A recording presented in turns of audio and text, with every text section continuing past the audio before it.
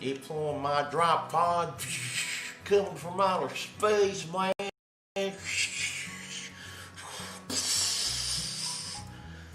So now I'm talking about. Now you're gonna deploy my Land Raider Crusader. Ooh, look at them guns, baby. That's a gun show right there.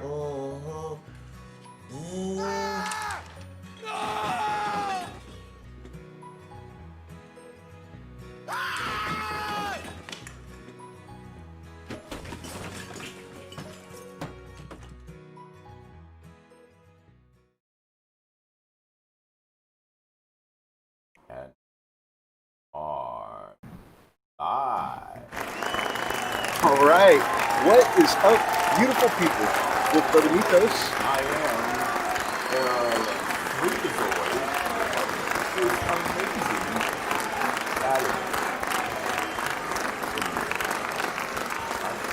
What is up? We got a special guest today. That guy right there. That guy. One of Twisted Sister. No. Twisted Sister. Guys, I was going to ask you to sing something. Guys, I'm sure all of you know I want to rock. Twisted Dice is one of my favorite battle report channels on all of YouTube. I'm super pumped and excited for this. This is going to be a fantastic chat today. You are too kind, my friend. You're too kind.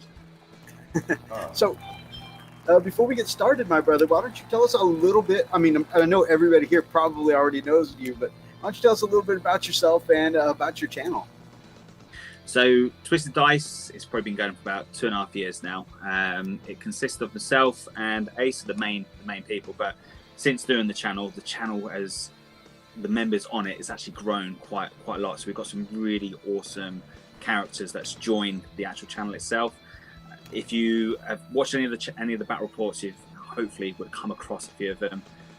We've got some very, very funny characters, from like the Preacher, who's just like, you didn't see that. I saw nothing. The studio's just falling apart. It's fine. It's only paint. Actually, I've got to put that up. That's alcohol. If that would have been Mythos, that would have been a big pot of wash. Yeah, like I did have the lads around. We've just done recorded a load of battle reports the last couple of days, and one of the lads was still painting his models up, and he's left my Agrax Earth open, and yeah, it's a big pot now. It's absolutely crusty and dry. So oh no. Yeah, Boy Band Barry, you know who you are. He will be appearing in the battle reports very, very soon. Something to look out for. He's kind of gone from a nice brown-haired posh boy to a rough-looking, blonde-haired Boy Band Barry. Tom, you know who you are. That's kind of hilarious. About yeah, that, pretty much. You said you've been really busy with battle reports lately. I think when we talked the other day, you said you were filming for over 12 hours with battle reports.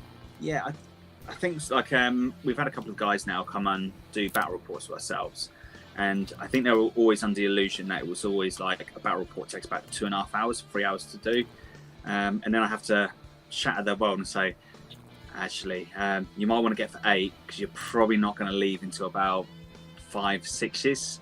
Depending, of course, what you play, because when you're recording, I've got to make sure all the cameras all set up. I've got to go through the armies, I've got to take pictures of the armies, I've got to then position them into some really cool dioramas and take some really cool pictures, and then I've got to do the intro. We've then got to go through the army list. Just go through it, just make sure the list is not too OP. Some of the guys that come on, I just kind of like, they bring their list on. They only know one way of playing. So it's like, okay, yeah, that's cool. Let's make a list that can kind of counteract that, and let's try and make the battle report fun. But it's all, you know, what you see is exactly what happens in the battle report. You know, there's no chop and change, and it's a long process. And then you then have the fun part of actually editing the battle report itself. So for myself at the moment, with all the cameras we've got in the studio, it takes roughly about a day to 2 days to edit up a battle report. Once you start putting all the effects, the overlays, and then just going between the four different cameras, just trying to get the right shot, if that makes sense. So yeah, it's time consuming, but it's rewarding. It really is. Very, you guys very have some fantastic quality on your channel. And in addition to the quality, one of the things I really love is the chemistry. You guys have a fantastic sense of banter on your channel, which is absolutely love it. The banter is the kind of thing that Freak and I are drawn to when we're watching other people's YouTube channels, is, you know, the on-screen interactions and chemistry that y'all have with each other. So. I think one of the things from the battle reports in the past, we kind of missed some of that chemistry. So we just invested like $2.5 grand in cameras, just so we can capture more of what's going on around the table. So at the moment, I'm still playing to see where the perfect position is to have the cameras. But what I want is to have at least one camera set upon the people that play in the actual game itself. So there's things that will happen. Like one of the lads will do a stupid dance, or he'll make a stupid comment, or he'll fail. You know, myself, I will mess up completely with an orc save, like, which would be absolutely crucial.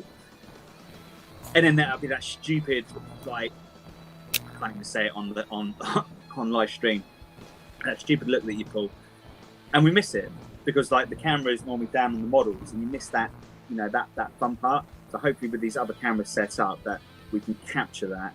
So like I can flick it into that camera, and then people can just see, like, behind the camera, like the salty tears that are just swelling from that other person's face. Or if someone's managed to get that cheeky, like, I don't know, 666 save. Like, for instance, sorry, excuse me. We had Tom a couple of weeks ago made a awesome save, like 6 invulnerable saves, and got all 6s. Like, it was not meant to happen. And the jammy little toe rag manages to get it, but like, he's buzzing and he's like, does a little dance behind camera. It's like, damn, if I'd have only caught that, that would have been absolutely frigging funny. And I think people have absolutely loved that. So it's interesting. It's interesting. So having those cameras up could make it really, really, really cool. That'll be great, because the reactions and the trash talking are my favorite part of watching y'all. So I love watching salty tears. So we've gone for the Sony. So we've gone like the AX53s. I'm trying now, like, the camera I really want to go for is the next one up, which is like the AX700. But we're talking. Are these like cams, or they're SLRs? They're actually camcorders. Camcorders. Okay. Pretty cool. Like, you know, I suppose it depends on, because, like, if you're going to do battle reports yourself, like, not everyone can afford that type of setup. There's no way. And realistically, the channel doesn't make a lot of money at all.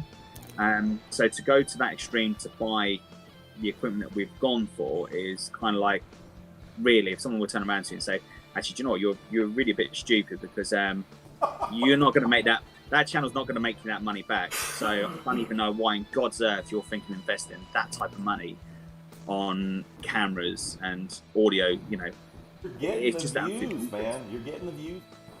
And that's why I ask, is as a techie, an IT guy, I actually love the work that you guys do. Great editing. Wow, what kind of cameras I do like the Sony. The Sony does a really good job with. First of all, it meshes well with my editor, for one thing, because I use editor, Vegas, but not only that, but it's a great job with HD quality. So yeah, I'm gonna have to start looking into it. But unfortunately, we don't have an actual location like. I live an hour 50, just vice versa. So it's a logistical nightmare sometimes. We're trying to figure out, okay, come here, there, and all that other stuff. So, but I know that sounds kind of crazy, but it's not at all, because, like, me and Ace, for instance, Ace is, I think it's about an hour and a half, 2 hours drive away from me. And the rest of the people that are part of the channel, a lot of them are about an hour. About Tom, I think he's half an hour, 45 minutes away. So I should just shut the heck up. I'm just gonna shut up. You know, I'm like, this is an hour away, man. That's far. No, he lives at 2 hours away. Oh, That's almost on opposite ends of the UK at this point, right? yeah, pretty much. AC being 2 hours away. It's so we done a battle report yesterday. Now yesterday it's hot. It was very, very hot. And in the studio, I've got two windows that happen to be on the wrong side of the cabin. When I built the cabin, I didn't want the anything down that side. I just wanted it to just be a box, so I can just then do what I needed to do. But when they sold it to us, it had two windows. Anyway, cut long story short, I've got one of them boxed up, but the other one, if I don't put something on the other side of it, it really does make the studio hot. Just the sun bearing on the glass, it's like having a radiator on full blast. Even with the curtains closed, you can feel the heat just like bearing through. And I've got insulation in here, so it reflects the heat back, which is pretty cool. So on a real hot day, it can be nice and chilled. But when you've got all the lights on and everything else, so poor old Franco yesterday, he's driven like nearly 2 hours to get up to me. And then we sit in a sweatbox for the whole day. And I think by the end of it, my hair's gone from up here down here.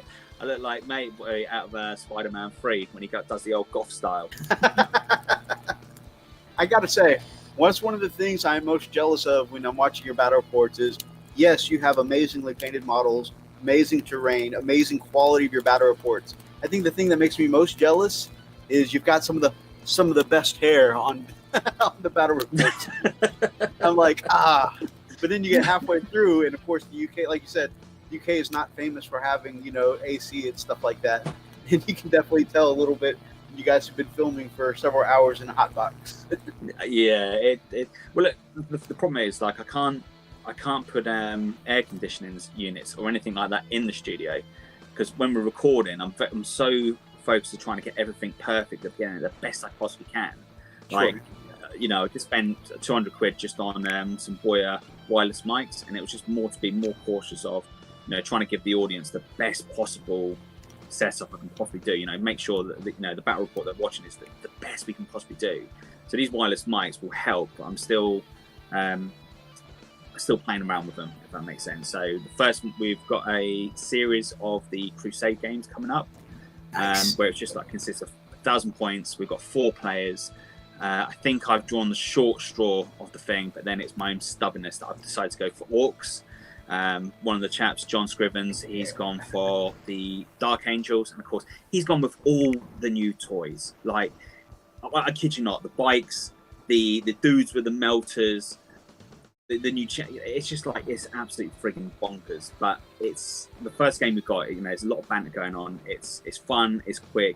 The way the new Crusade works, the new narrative side is so cool. So hoping that just before I speak to you, start coming off this call, that I was actually editing that battle report, and I've been doing that already like 6 hours in, and I think I'm only like 4 minutes into the actual battle report, which is absolutely bonkers. But I'm hoping that we can capture some of the funness of that, and then bring the Crusade through, so we can hopefully show people A, how the Crusade works, B, get that banter, but also trying to get people along with us along the storyline, because all of us have written a cool little story to go with each one of the factions, why they're on this planet, how it comes to be. With myself, of course, I've gone for the orcs. I've gone for evil sons, and the whole concept behind my guy is it's an orc boy wants to make himself the biggest, the baddest, the boss there is. So he starts off the game on foot, but of course he wants to upgrade himself to get the almighty war tripe. That's his mission. I ain't gonna ruin any of the game, but I do fight Scrivers in the first game, and the Dark Angels. Man, the new toys that the Dark Angel, or just Marines in general, are just so friggin' awesome. It's just absolutely crazy.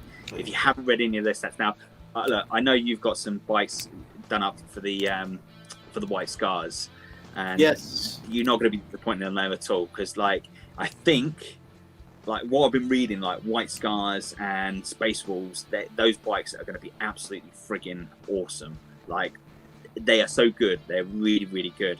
And of course, those melters, what are they called? Destructors? No, I can't think of the name of the molten nuts. Radicators, that's it. Why did I forget Radicators? That's crazy. But the Radicators are so friggin' awesome. And I think they're broken. I honestly think they are broken. Too many shots for what they do. When I read that strong. They were melters that can shoot twice, I was like, we get away with this? this is going to get nerfed in the future. Do you know what? I can't see that. I really can't see them getting nerfed at all because they're so frigging cool. And of course, like at the moment, Games Workshop want to make them sell, right? So they're not going to get rid of them for love of money. They want to keep those going as long as they possibly can. But they're such cool models. They're so beautiful. I've got 2 of the Indominus box sets. I built everything, so we're going to have hopefully a nice Necron army for the channel very, very soon. And of course, the Imperial side, I'll let you boys know first, it's going to be the Lunar Wolves. So I'm going to bring back the dead. Really? Lunar Wolves, baby? Yeah, man. Going to go with the Lunar Wolves, but I need to write...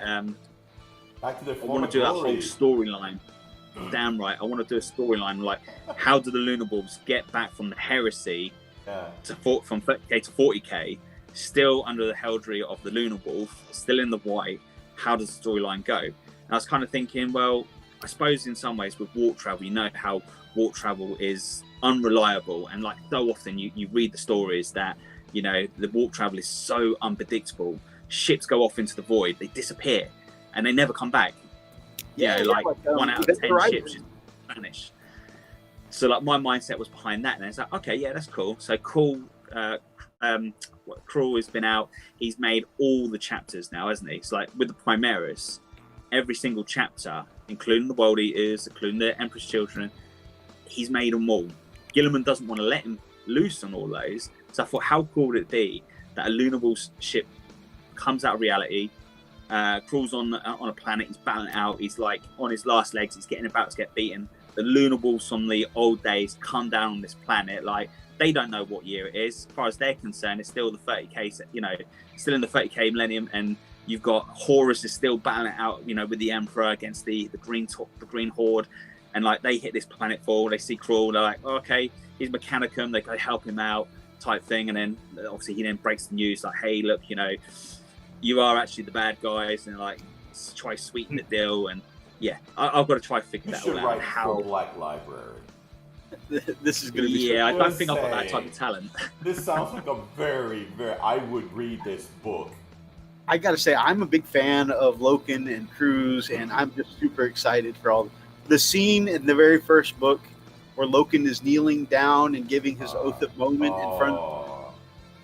That is such a iconic just moment, So that's the thing, like the whole, so much of the like the Horus Rising, those 3 books, there was so much cool content in there that made me fall in love with A, Horus, B, the Lunar Wolves, and C, absolutely hating and wanting to smash Erebus' face in.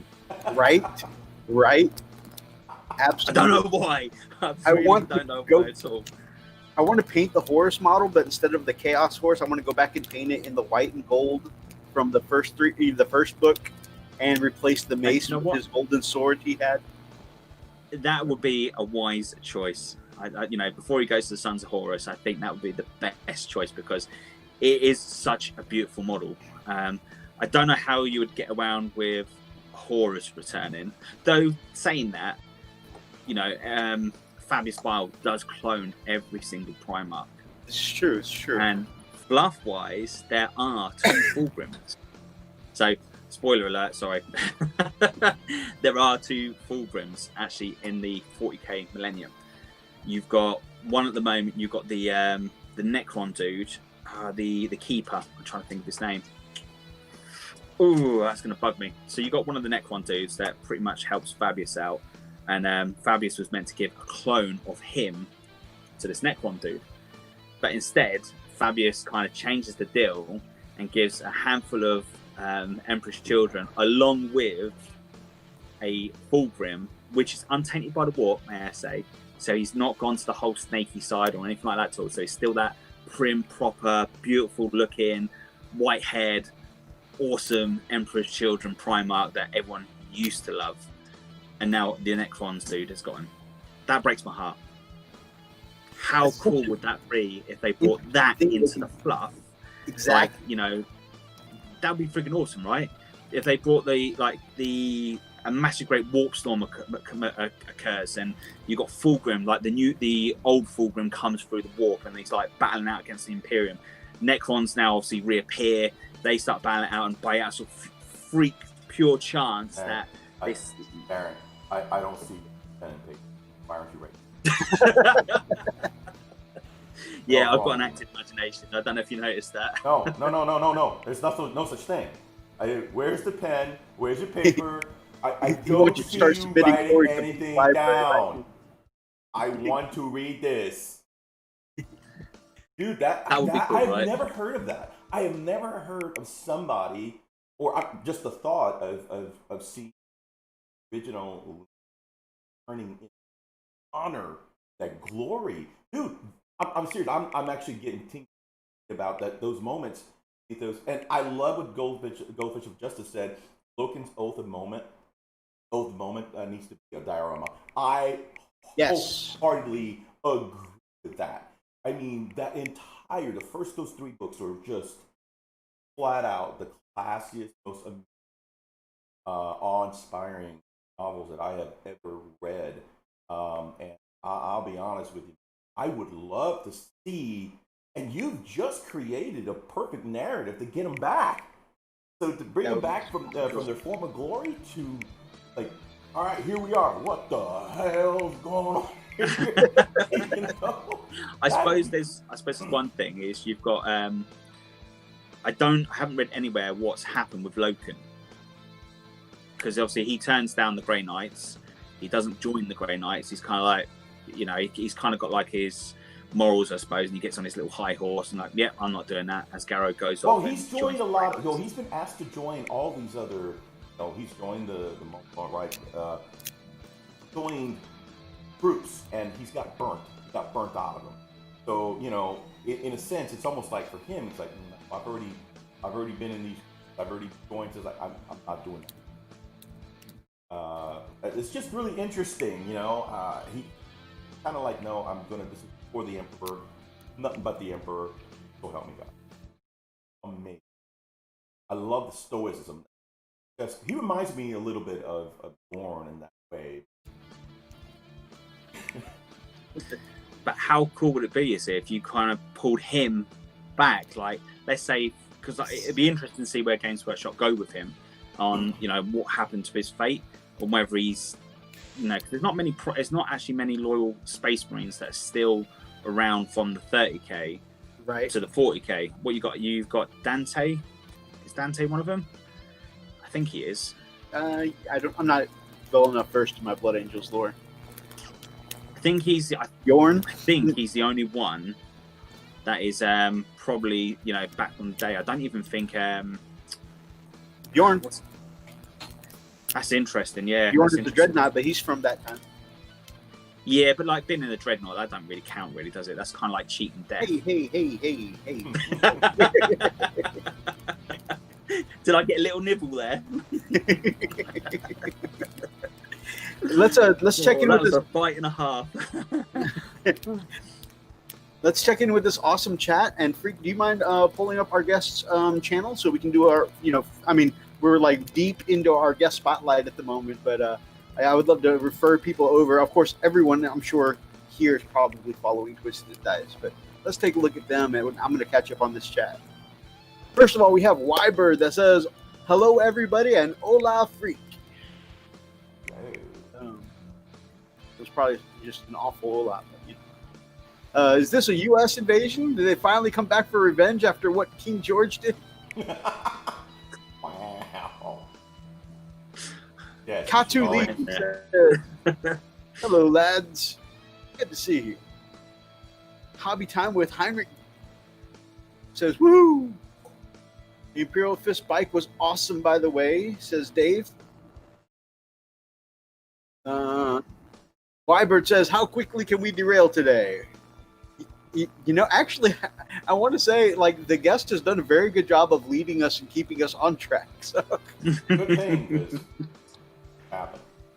We're usually off track in the first 30 seconds. We have Man, Myth, and legendary painter Elstonation in the chat. Ravendelf Tactica says, hello, mates. Dave says, "What the hell? I thought this was Bubba the Raccoon Hunter." It's Freak's cousin. He's in town. He likes to jump in on the show sometimes. We've got another phenomenal painter, Goldfish of Justice.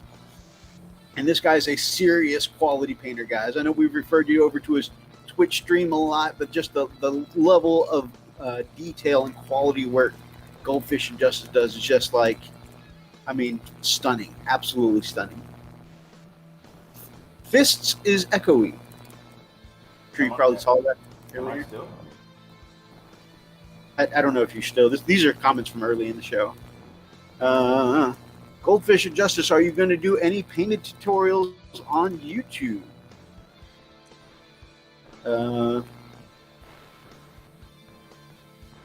Thanks, Goldfish Justice. Just subscribe also to Twisted Dice. So Dave did subscribe. Yay. So you have a subscribe.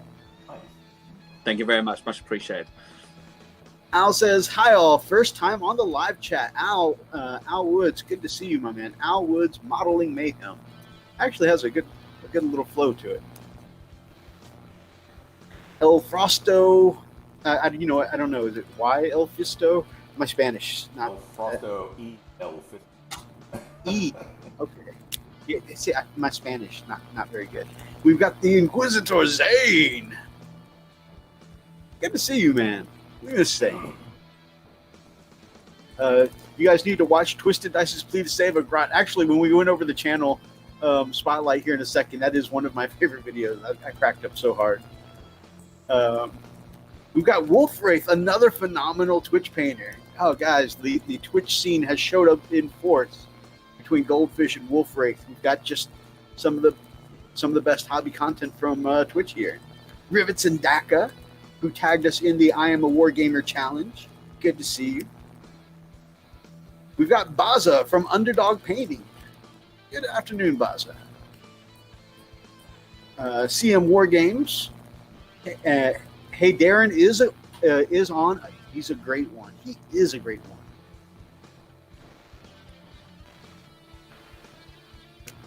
Uni mode. I don't know. Yeah. All day. And y'all going down on the all. You are going down on the all Spanish episode, Mythos. I'll just sit here and look pretty, guys. And that's what I'll do. Sit here and look pretty. All right, guys, that is the chat. I'm ready for the guest spotlight freakaliciousness.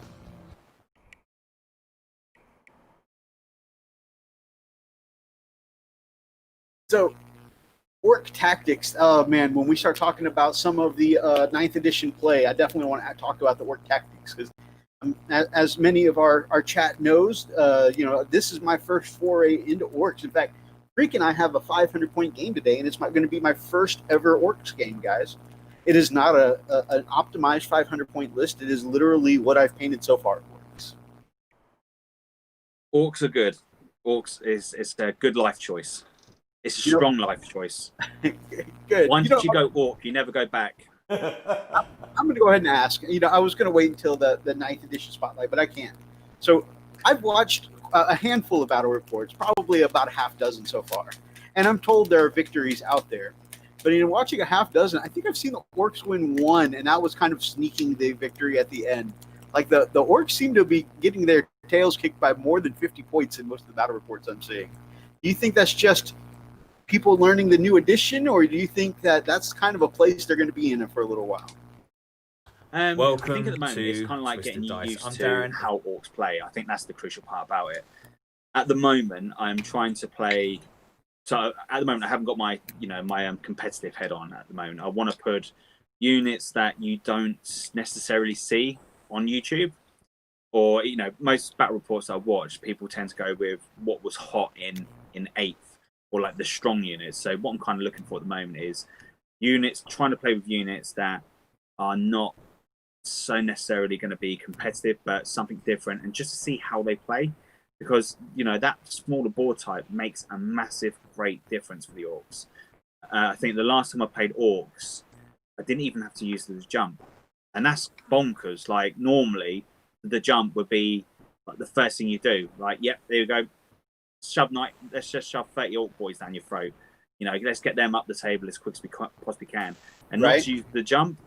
Yeah, that was interesting. Not even using the just jump on the orc boys, which was absolutely freaking crazy. So I still think there is, you know, there's a lot of people out there crying about orcs, and God, I've had a lot of abuse over the orcs, where they're saying like they disagree with me with the horde side. 30 orc boys can still be very, very good.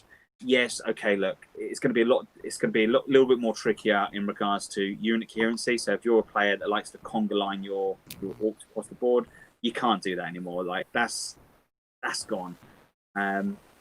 What I have found with the 30 orc boys has been really, really cool, which has saved my bacon a couple of times, is with the new terrain rule, you can hide those orc boys away a lot nicer, a lot better behind ruins, because you've got that footprint which kind of, you know, blocks off a lot of firepower. So even though, like in the past, like the Games Workshop Manufactorum terrain, you had a massive great gap underneath. Unless you're playing ITC, you can see it. But now, if you know, depending on how you play that rule, that kind of blocks them off. So it kind of gives a purpose. So that's kind of saved my bacon. But also, getting the green tile off has been a little bit easier as well. And it's just bonkers. I just think at the moment that the horde can still play a massive great part in how you play your orcs. Grots, I think people are going to have to definitely think about how they play Grots now. It's, you know, in the past it was all about building CP and trying to get as much CP in your army as you possibly can, and that's kind of like gone now. You don't have to think about that so much. And I suppose in a way I've kind of got to get my mindset around how I build my armies. And let's say playing random stuff at the moment is kind of helping, just seeing what works. What I am liking though was the Terminator orcs. Oh god, why is my brain gone? Meganobs, yeah. Well, I don't know what my brain's gone dead for. Yeah, the Meganobs have been. I can relate with that. So I've been building up some away mine too. So I forget Mita's name a lot. It's crazy, but yeah. So I've played a couple of games with them now, and they've been really good. There's been one game where they didn't do a lot, and it was a lot of points just wasted. Now, hopefully, there's 2 battle reports we recorded. One they do really, really well, like absolutely well impressed, and then there's another battle report where they do shocking. And of course, the air compressor kicks in right in the conversation. It didn't pick up that well, so don't. No. Oh, okay, fair enough. To be fair, the air compressor's right underneath the table, so it should. I have the same problem, and the thing is, it's loud to me, but it's not coming through the does it come through the mic? I'm mindful. When we're recording a battle report, if it kicks off, the microphones pick every single decibel up, and it's kind of like it's always like in a critical roll or something funny's happening. You're like, oh, you goddamn thing! I should have turned that frigging thing off. Goddamn you! If he wasn't so damn heavy, I'd kick you up the garden. I don't mind breaking a few toes over you. It's justifiable. Take this, bastard. Do proper caveman style, you know, get it on a big old rope and then just swing it around your head and go. Yep, the wall off the space on it. Yep. Damn right, and then regret it afterwards when we need to do some airbrushing. That is how I was feeling the other day, because I was airbrushing. I needed to finish a boss knob for my game of Freak today, because I have a squad of knobs, but I didn't have one to lead my boys, and so I went ahead and painted one up this week. And while I was doing the heat effect on his claw, I was like, well, I've got all these mega knobs and a couple other knobs that I need to do the effect on, and I got to one, or there was like 2 of them out of like the 7 I was doing. There's 2 of them. 500 points. What were you taking for your orcs then? I'm interested. Let me go. Talk to me, orcs. Now again, this is literally not optimized at all. It is literally just what I've painted. But I suppose it's got to be about fun, right? You've got to enjoy what you're playing with. So yeah. It's got to be fun. That's the main thing. So what clan are you going with first of all? What clan? Clan, yeah. Wow. Oh, clan. I'm going Goths all the way. Fair one. I just want to get in and punch stuff throughout this edition. So I'm taking a Nothing weird wrong with that at all. with Yeah, the, good with choice. the jump. And I'm using one of those orc war chanters from AOS. I love that as a weird boy, just as the model. You've gone with the bone one, haven't you? Yeah. Yeah, good choice. Good choice. We've got him, and then we've got the other one for me. They're two good orcs for the weird boys. Nice. I'm gonna need some snipers, baby. I got a squad of 13 boys plus a slug of chopper boys plus a big shooter boy, and then my boss here with chopper and power claw. Got a squad of knobs with various weapons. I just built what looked cool out of the box. I think 2 claws, 2 saws, and 2 claws, 1 saw, and 2 big choppers. It looks like. I've got a pain boy, which is one of the old school pewter pain boys, and then I've got 2 death copters. So Death copters are cool. They are very, very, very cool. They in 9th so far though. They haven't been so cool for me. Sorry. I just make a little helicopter noise.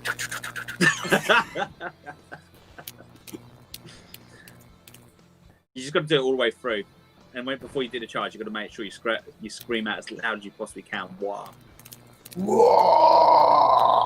Yeah, exactly it. The most orkiest way possible. And did you know it actually gives you +2 on the charge if you shout it out? That's not true, by the way. Man, there's a lot of backstory crap going on. I don't know if I want to play. There was I was watching somebody's recall of a tournament, and it was a narrative event, and they gave everybody little faction specific bonuses for something they could do IRL to give them an in-game bonus, and for the orcs it was the WA, and so it was just something to add a little fun. I think if I remember correctly, it was like adding an inch to their charge or whatever. So you just heard orc players all throughout the event just going, "Whoa!" If I go, wow, it'll add an inch. Well, unfortunately, if you're Imperial scum, no, it distracts an inch. Wow! You'll never believe how Freak got 1 extra inch. The doctors don't want you to know.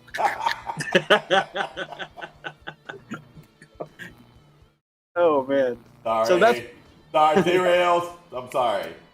It happened. You guys, it took Wow! it took a little longer than normal this time, but eventually we got to the gutter jokes. Work! Damn you! Oh man! You can buy pills for that.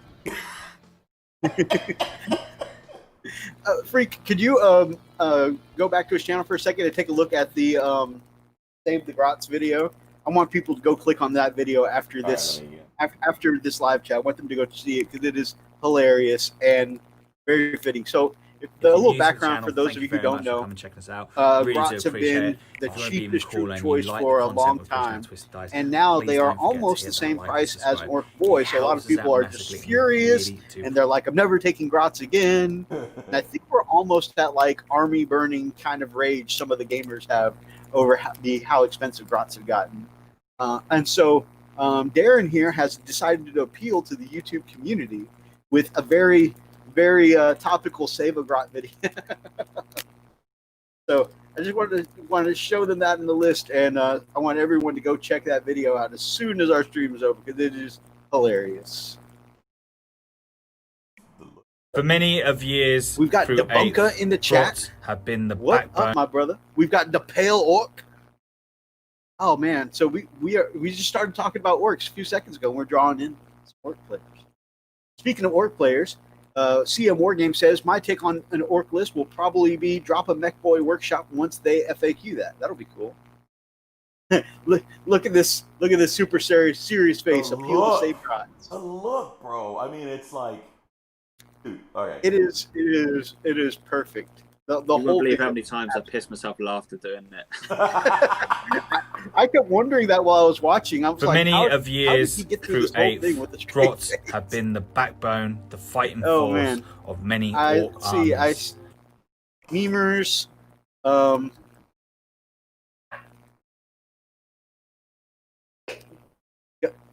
gun wagons and battle wagons for freebooters.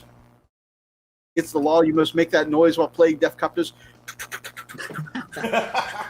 What you need to do is you need to go to Warhammer World and actually start making those noises as you push them across the table. Oh, that would be hilarious.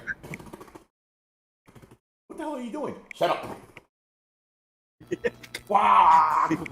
Still nothing. It's when you bring your Dakka jet in and go, woo. Just put the dice down where it's got to go, and then just raise it up high and go, woo. Actually, just freak your opponent right out. Like, they'd just be sat there like, oh, what? I've got one in the box here. I'm building it as a burner bomber, so it's going to make that noise, and then it's going to make the bombing noise, and then it's going to make the flying headbutt. You're laughing, Darren, but you don't realize this. Mythos does come with his own sound effects sometimes. Okay? So, good lad. Yeah, he's like, what are you doing? He's like, hey, it's what's happening. Boom! Like,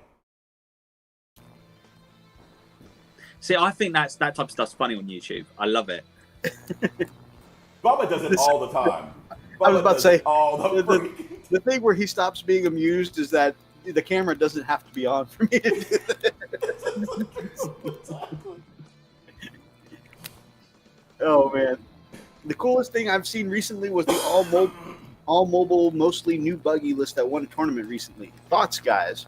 You've got a competitive hat on. What do you think of an all buggy list?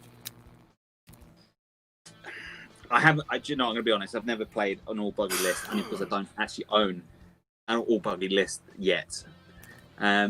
Going by what other people have said, it does seem very, very good, and they can be very, very, very competitive. I can't comment too much on it because, as I said, I haven't actually really played with them that much. But being in the Speed Freaks, Evil Sons, yeah, I reckon they could do really, really well. But I can't really. I'm sorry, lads. That's where I'm gonna have to let you down. Unfortunately, on that part, I can't really talk too much on them. Let's get the stats up. So Did you got on his list? Freak stuff when it came out? Say that again. Sorry. Did you pick up the Speed Freak stuff when it came out? No, I didn't. At that point, money was very, very tight, so I didn't get an opportunity to pick up any of that stuff. I'm thinking about picking up. I mean, I don't know how useful they'll be with Goths, but some of that stuff just looks cool. So I'm thinking about grabbing some of that at some point for the orcs. Knock out the core of my army first, and then get the extras. I got a quick question for you, there. On your battle reports now, since they are smaller size the tables, do you go down? Are you still using the ultra, the regular 4x6, boarding them off, or what? Yeah, so there is a specific YouTube channel out there that tells you to cut the mats. Don't be an idiot, Kim. Right. Don't cut your damn mats because you'll regret it. I promise you. No.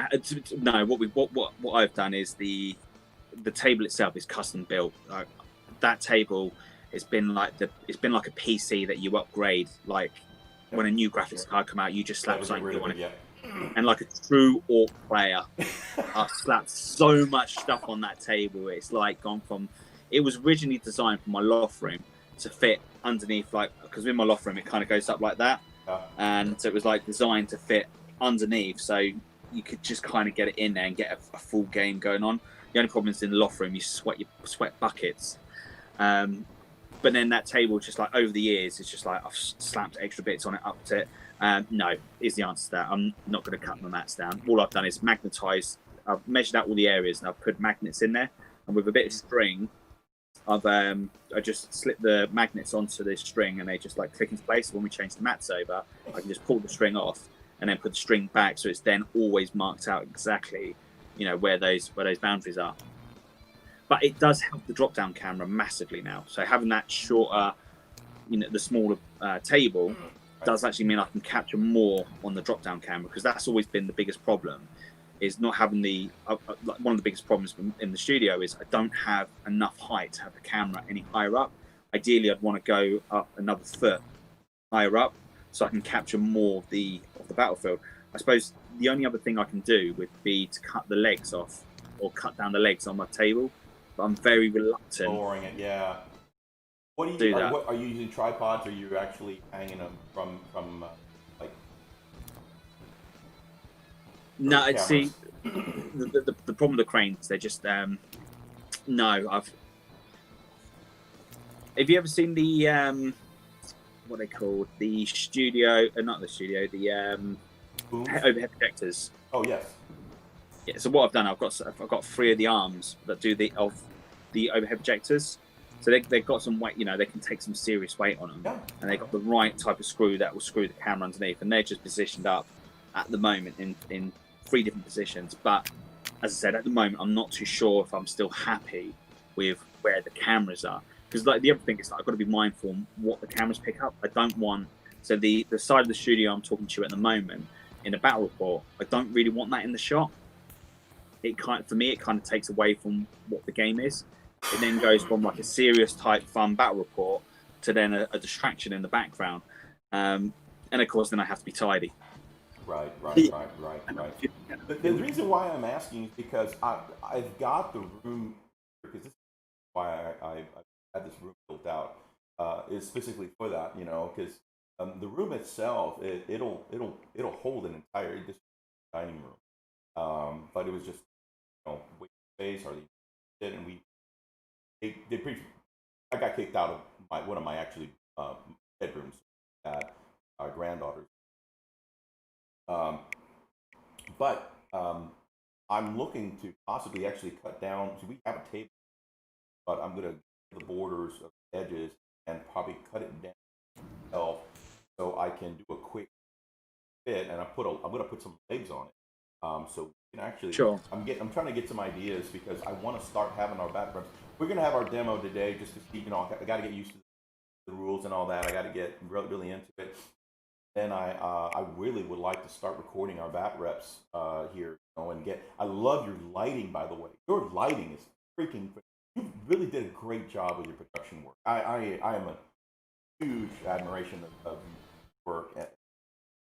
As someone who loves the production work, and you really go all out to give it that really great eye-catching.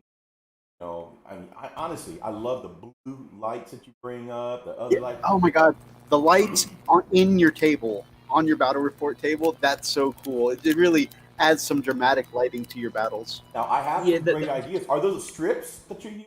The lighting strips? I have one going on right now. They are strips. So the idea upon those lights was depending on what type of battle board you put down, right. It can give more.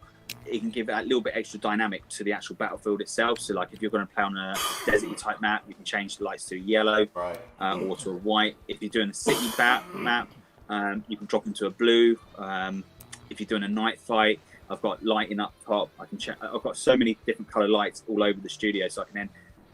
Have you ever been to Harry Potter World, or like? Unfortunately, no. I'm just trying to think of another place. So there's venues where they have like an awesome diorama in the middle, and they play with lights on the actual, in the room itself, right. And it can just add so much dynamic to the thing. I suppose what I'm trying to, the thing I'm trying to get to at the moment is I want to do a proper night fight. Of course, if you can't turn the lights off and play in the dark, right? That would kind of suck, and it won't work as a battle report. Right. But it's just trying to play with the light to get so it actually feels like a night fight. So the lights are dim, but it's not too dark. Yeah, but you can't see your what's camera going definitely struggle to keep the quality the darker it is. Yes. Get granulate. So I really would love to see that. That right there, to have a really cool epic night battle. Oh my gosh, that would be awesome. It's just trying to pull that off. But yeah, it's cool. It's cool. But yeah, that you can do. I think you can definitely add so much more when you play with the lights and get the lighting right. It's absolutely freaking awesome. I just want to put it out there. Like my background to this, I've never done anything like this before. Before Twisted Dice, I've never done any video editing. I've never done no recording. So It's a very, very sharp learning curve on the whole thing. You definitely pull it off as a pro. I mean, none of the learning curve shows. It's like you've been hosting battle reports your whole life. Oh no, if you, I've watched some of my older stuff and like, ooh, that's a bit cringy. Yeah, we see ourselves. I can't watch that. I think I watched your thing the other day, and you were talking about how you watch some of your older stuff to your newer stuff. Yeah. Oh shit, yeah, that, and it's the same for us. I go back through some of the older stuff, and there's one where I'm constantly like looking at the camera with that stupid look upon my face, like, oh, that's a bit creepy. Delete. The first one that we did, man, I'm like, I'm like, hi, welcome to Frost and Fish. I'm here, my co-host. I have trouble watching myself in the old videos for sure. So same with me. It just got to the point to where we just stopped caring. I think that's what finally is like. You know what? It's just us. I suppose like if you're not used to being on camera, it can be quite daunting, and you really worry about what other people think, and definitely at the early stage of it, I was very, very conscious of personal appearance, weight, the way I come across, the way I talk, how I talk. Right. There's a lot of stuff on there. Since doing YouTube, I've learned to have a thick skin. I've definitely got the orky skin on, because like some of the comments, Jesus Christ, there's been some really, really interesting comments. The best one was a guy called McClovin. He goes, "You're not big, you're fat." Oh. So the next battle report I done this just for him. It's like, you good loving. And of course, if it was the first time you've ever watched a battle report from myself, you'd be like, what's this guy on about? Just make it a crop top. Just bring it all up to here. You're like, hey. Mate, trust me, for me, you don't want to see that. I want to keep the subscribers. I don't want to lose them. Maybe that's why our subscribers don't go up. But being mindful of, obviously, image and stuff like that. I suppose one thing that it has helped with is watching back some of the battle reports, like the last ones I've done with lockdown and that. I've kind of gone back on the camp, looked at myself in the camera and thought, shit, damn, you put on some weight, man. So now I'm actually hitting the gym at least trying to do 3 days a weekend. I hit the gym went there yesterday morning. I hit the gym it's good. Lot. I love it because when I just drive by and then I go, point. So I hit it with a rock. You're meant to go in, but listen, I hate doing the workout. The idea is awesome, but when I'm in, I absolutely freaking hate it. I detest the gym, and it's not funny. But like trying to think about that, the way you come across on camera, because the camera doesn't lie. It does. The camera really does show the way more. Yeah, camera puts way more weight. Like the thing is, I'm starting running again, and that's one of the things that I've been trying to get. I got some good shoes now because I have plantar fasciitis, dude, I'm serious. My feet, I have duck feet. I'm serious. When I walk on very flat and smooth, my feet suction the floor. You're and octopus feet. Oh yeah, it's like so I need good shoes on, otherwise I'll be. Yesterday I went on my first run in a while and I actually did really well. I was like, all right, a 13-minute mile. All right, I can do this. I haven't done a 13-minute mile in a long time, and I used to run 5Ks. And okay, I got to get back at it. And look, there is like on a serious note, losing weight. Like, look, being wargamers in general, like I know there's some real lucky folk out there that can eat and not put no bloody weight on them. And if it's you, I'm jealous. That's Oni. Seriously, I'm jealous. Dude. On a serious Oni. We've really got to think about like what we eat, how we eat, especially with the times we're in at the moment, like with the COVID stuff and that. It's kind of got to make sure you look after yourself as well, because that will help in the long run on how you play as well. Like I'm really going all down the health route now, and Hey, bring it. Honestly, this is all part of the wargaming thing, dude. This is what we do. Because I mean, honestly, okay, and you mentioned something. Think about it, right? Most of us, who are wargamers, hobby, sitting a lot of sitting hobbying. I'm saying lives, right? So we sit we here and hobby, paint, play, and that's it. So it's so easy to get, caught up with our the shadow of my ass is about 50 pounds now. It's just like one of those things. Got to just, it's up to that individual. Trust me, we're on my camera ass got all the big. time. My arse has got big. It's got its own gravity field to it. It starts drawing objects. It's like, do I have magnets on? I don't have magnets. Wyvern says got a not light only does hanging off the the- camera you add got a weight, light but it hanging also thins your hair. That's what's been happening. That's It's the bowling alleys. the boy. Yeah. I swear though, man, I'm serious. Once it gets to the point it gets to here, I'm cutting it off. I'm shaving. I'm going all. I think I'm gonna do a Carl Pilkington. I'm gonna go out and get a wig. Yes.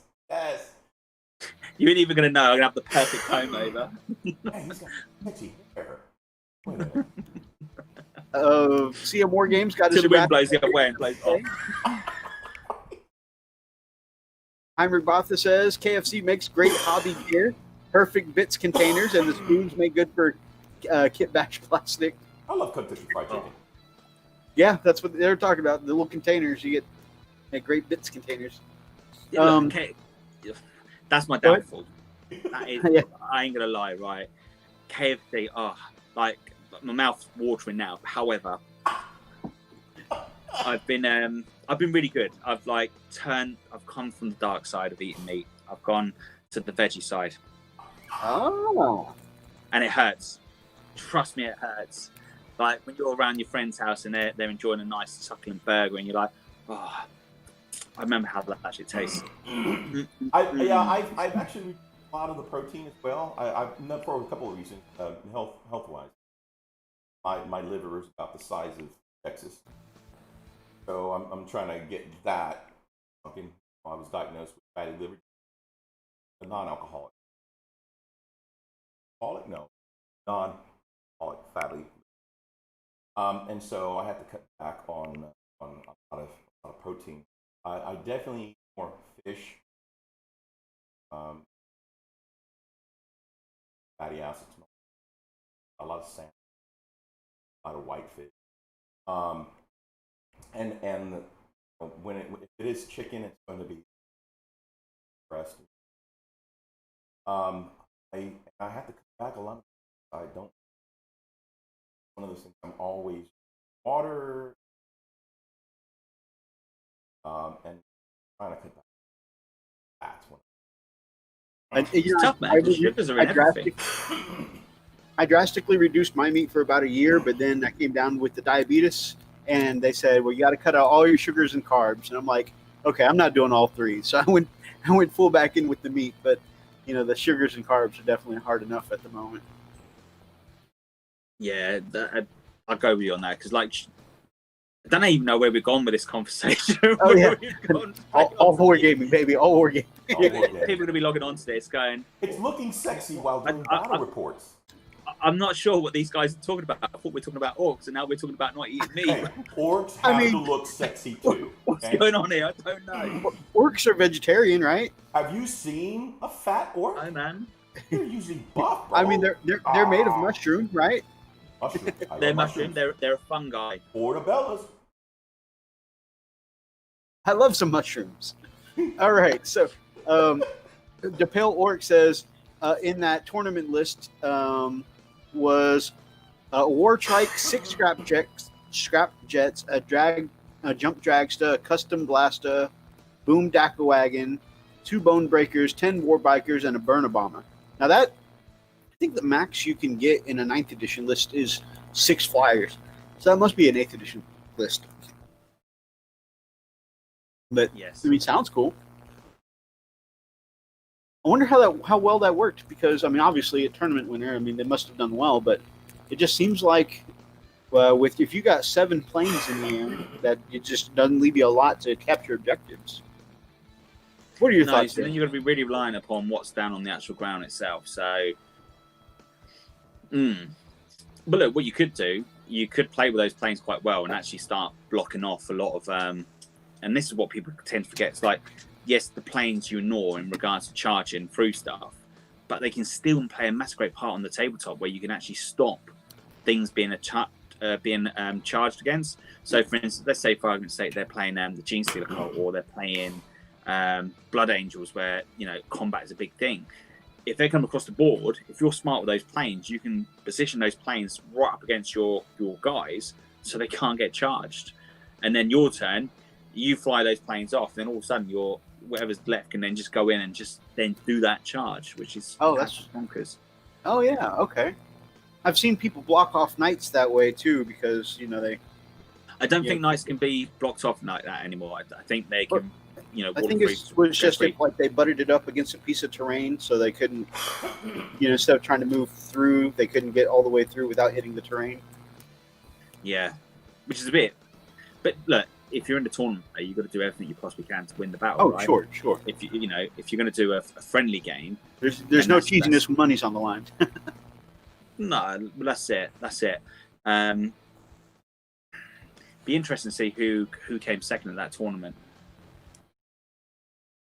and see what type of list were taken. How big was the tournament? Was it a big list? Big tournaments? And you said you got. See, the scrap jets are good. I like the scrap jets. Very cool. Very cool. It's a 9th edition list. One flyer. But if they got 6. We say you got the. Let me see where the list is, so I can have a look at the unit. Is the scrap jet? 6 scrap jets. The scrap jet is no, not scrap jets. It's a ground unit. That's right. That just throws me off. Good rockets, good shooters, wing missiles. Yeah, that's okay. They're not going. A lot of the time, they're going to bloody miss their shooting. That's for sure. Let's not joke around. This is orc shooting. So they're always going to be hitting on 5s. I think that's why Nethys is trying to push more for right up the punch in the. Oh yeah. Everybody keeps telling me I need looters in my list, but I have trouble believing in that ballistic skill 5. Okay, listen, right. So, how are you going to play those looters? Like, looters for me, I kid you not, I love friggin' looters. Looters are so friggin' awesome. Of course, they're better off going with the Bad Moon, so you can get the reroll ones and custom ammo. I think they are better in that format. But the way the CP farming works now, you're better off just going for the 1 battalion. What I have been doing, or how I like to roll them at the moment, is going with the Evil Sons. Like, don't get me wrong, going with the Goths would be really cool, so I can have Gazgol in there and play with all the big toys.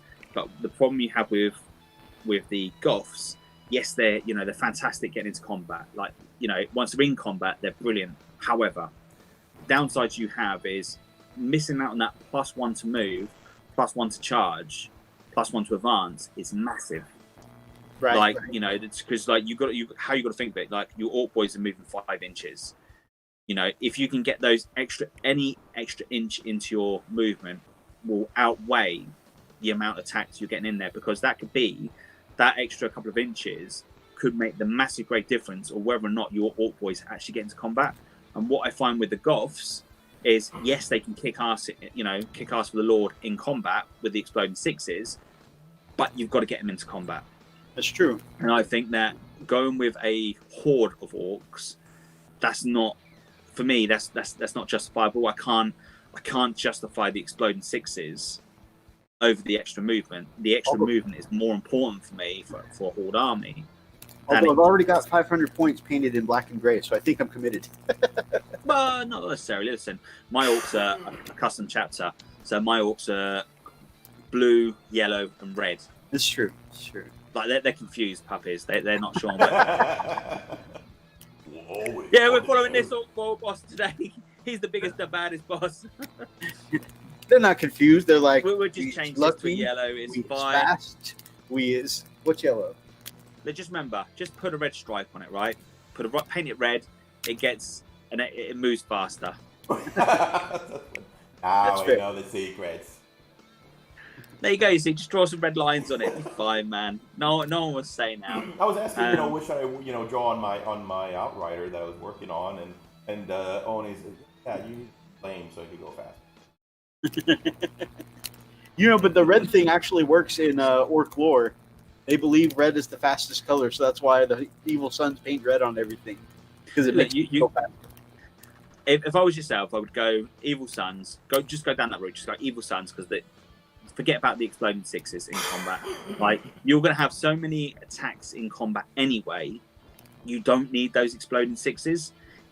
For me, it's like I know there's going to be people in the chat now who are going to disagree with me on that, but I just don't think at the moment for me that's the way to go. That's not me at all. I think you've got to go with the extra charge, the extra movement.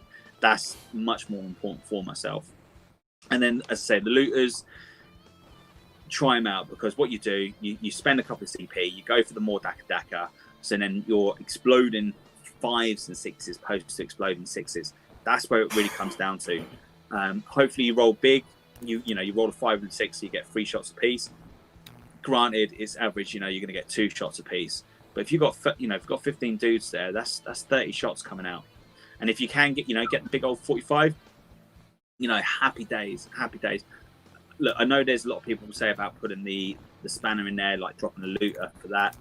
For me, nah. I'd rather have the extra looter and have that extra chance at the shots, because you can do some serious damage. And there's been many times I've played the looters, and the looters have saved my bacon in so many ways. And if you've got a weird boy in there's going to be times where you're going to go up against, let's say, a Tech Marine with a Thunderfire cannon, stashed away somewhere. You're going to have those horrible melter dudes, that are going to be stashed away somewhere, and there'll be that opportunity where they'll make a silly mistake where they'll leave a gap where you can get those looters in and just drop them in behind them, and then you're sacrificing looters, but I'd rather sacrifice those looters, get rid of something that I'm never going to get to, take it out the game, and then some arrest my boys, and they're not being punished, and getting up into combat. That's smart. Using those looters and the weird boy is really, really cool. The beautiful thing with that is hide the looters behind a bit of terrain so they can't be seen. Don't worry whether or not you're going to get out next turn. You just use that weird boy. Put those looters up somewhere high so they've got a clear line of sight on the board, and then you can just pretty much punish your enemy.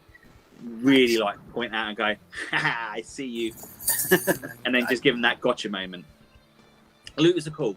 Looters are so cool. I love them. I really do love them. Must have unit. Well, you could always go down the smasher gun route as well, because with everything, you've got to always have a bit of variety, in your diet.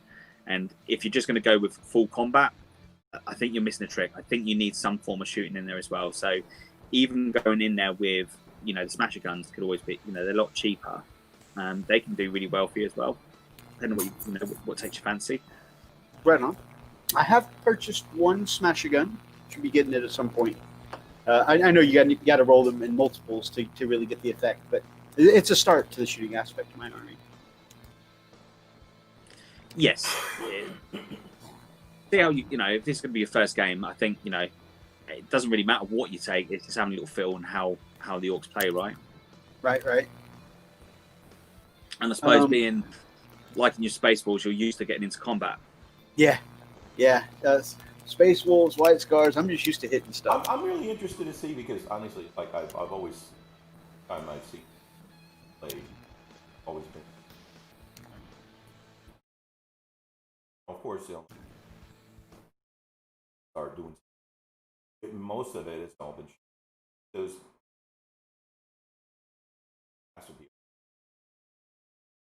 Getting out there, doesn't care what it is. All right, it's funny because everything he used, he's got 20,000 armies, and he treats them all like Space Wolves. That's not a Space Wolf. I don't care. Here I come. I'm riding up there. I had an AdMech army gifted to me, which was built as a gun line. And what did I buy for it? I run 10 infiltrators with it, 20 electro priests, and 2 dragoons to really get up there and start punching. You do realize those aren't wolves, right? I mean, everything's a wolf if you try hard enough. Do you know what? The Electro Priests are actually really, really good. They really are. You play them right, you can keep your gun line into a nice position and like punish your enemy with the mass amounts of shots. But those Electro Priests, if you deploy them correctly and you give them the right way of getting them up the board, they can do some serious friggin' damage. And it makes your opponent really think on how he or she positions their models. In there. Because you can really punish your backline many times. In there. I can't tell you how close I wanted to flip a table. And when you got 20 dudes with the 3-up invul save, they are hard to shift too.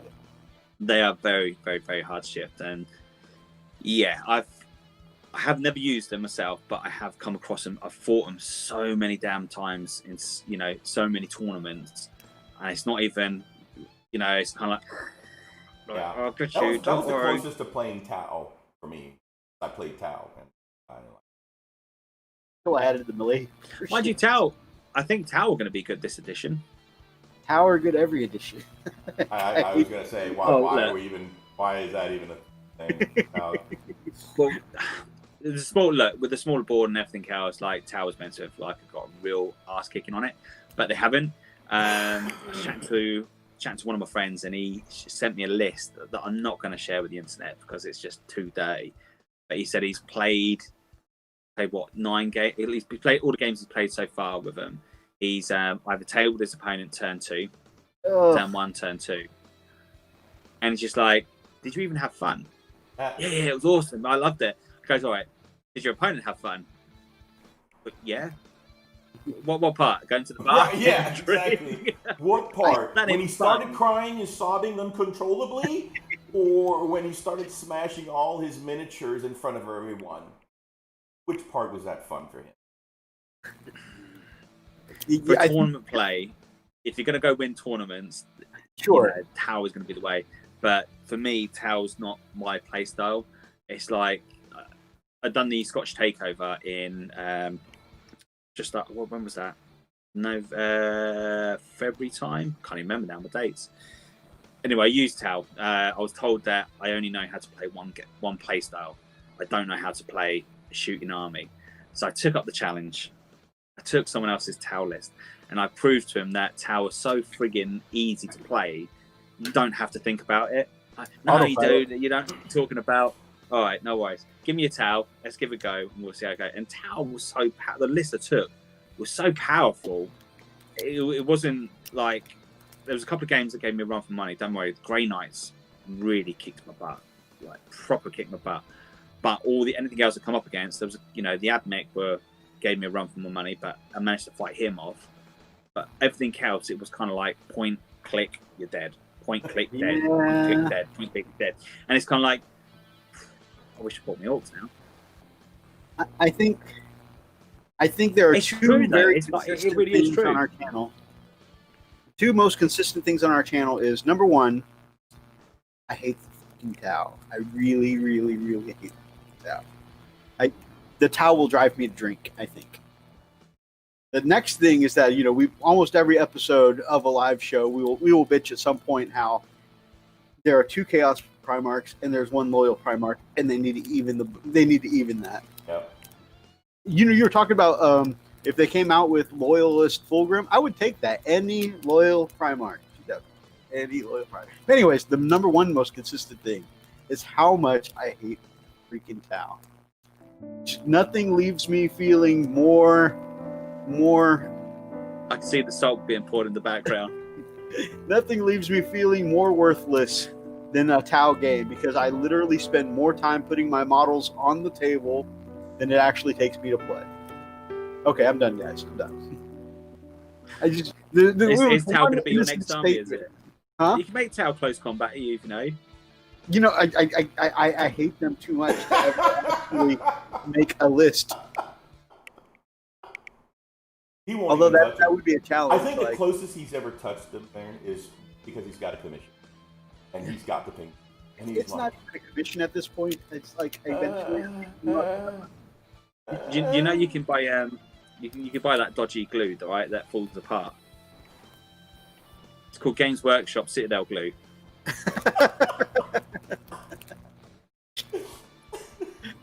man. You know, it's funny. That was just one very innocent comment. Yo, you know who's going to be good in this edition? Tao. Just the salt came rushing all my pores. Hey, if there's any consolation, I'm growing them in the background. You're what? I'm growing my Tao army in the background. Oh. The amount of stick I give to Ace about the Tao, I just think they're just blue fishmen. That's all they are to me, is blue fishmen. That's it.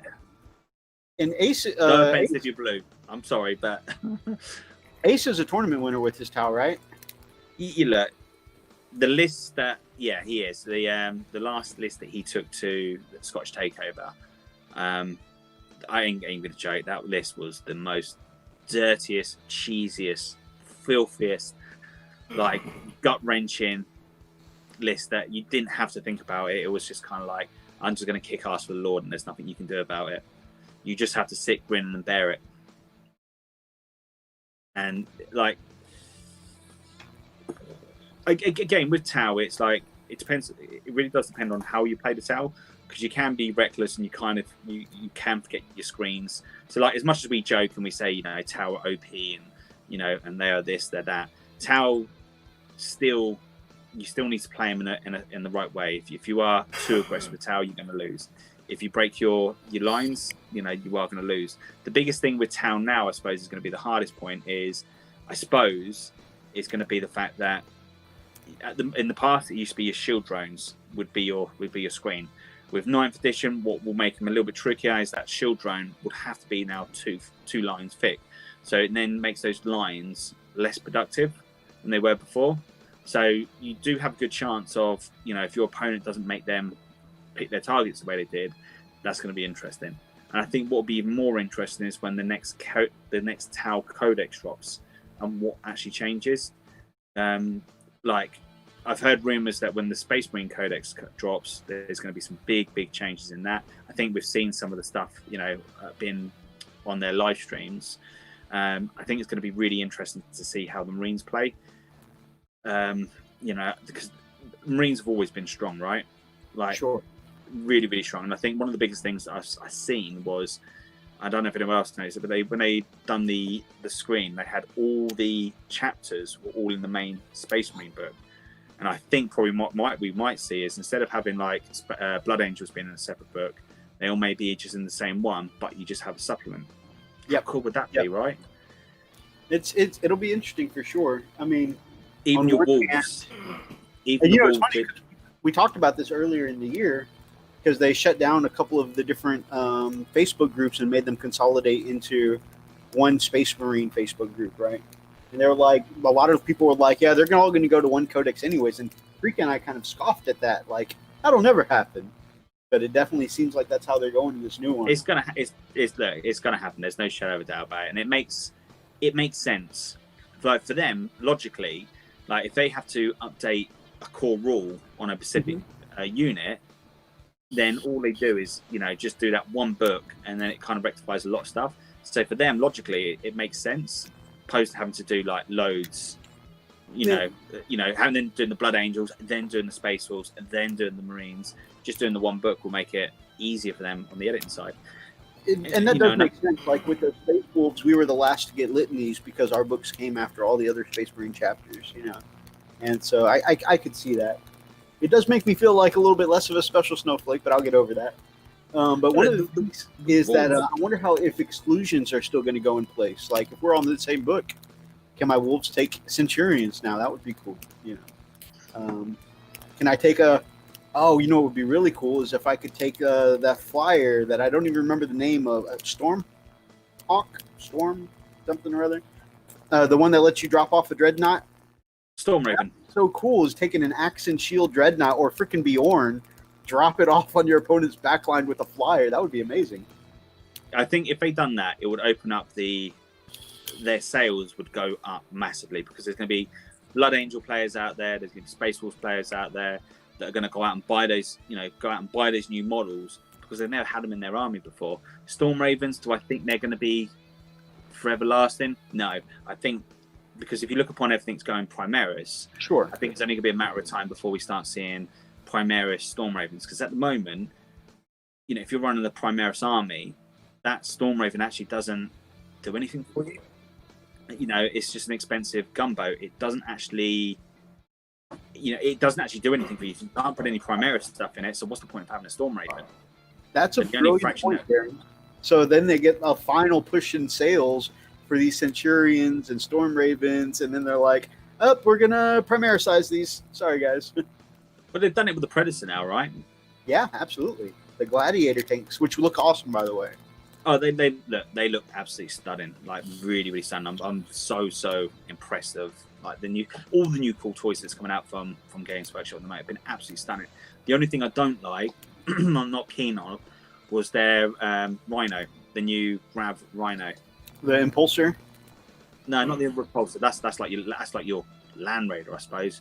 Your floating Land Raider, which doesn't make no sense. Like fluff wise, the Repulsor can only fly so high off the ground, right? So how is it when you play tournaments, you get some idiot that's got his Repulsor on top of a building, and it's like, actually no, it can't work like that because the Repulsor would crush the building. You two are looking at me like very, very blank, like I don't know if you're telling the truth or not. No, we're not sure. Like, no, that happens. I've never seen a tank on top of the. Okay. No, actually, no. My look for that was back in 7th edition when you could do that with basically any vehicle. Yeah. I used to set my Predators and up on top of buildings like that, so I could just shoot down. How the hell you did that? I'm new at 7th. You know, I just came on at 7th. Like, top the. How does that work out? Hey, it's 40K. Okay. To be fair, the reason I started doing that is because we had a Gene Stealer cult guy who could turn one, pop everyone up on your back line, and charge them to death. So I was just like, well, if I put them up here, I can't get charged. And I got how they're doing that. You can't touch me. You can't touch me. You can't touch me. Don't touch me. Get away from me. And then I was like, so the good thing about 8th now, open lines of fire, I can see the whole battlefield. But how does that work? The good thing about 9th then is the fact that you've got the whole threat range now. So that means, if let's say, if I can say that the tanks could accidentally crash land from space as the pods come down and the doors blew up and they accidentally crashed on top of the building. I suppose the beautiful thing now with the threat range, they've just got to be underneath you because you've got that 5-inch threat range. That would ruin your day. Yeah, it would. I would. Yeah, it would. It'd be funny and it'd be good to see. Like, you know, oh, okay, yeah, I'll let you put your Predator up there. No worries. Ding, ding, ding, ding.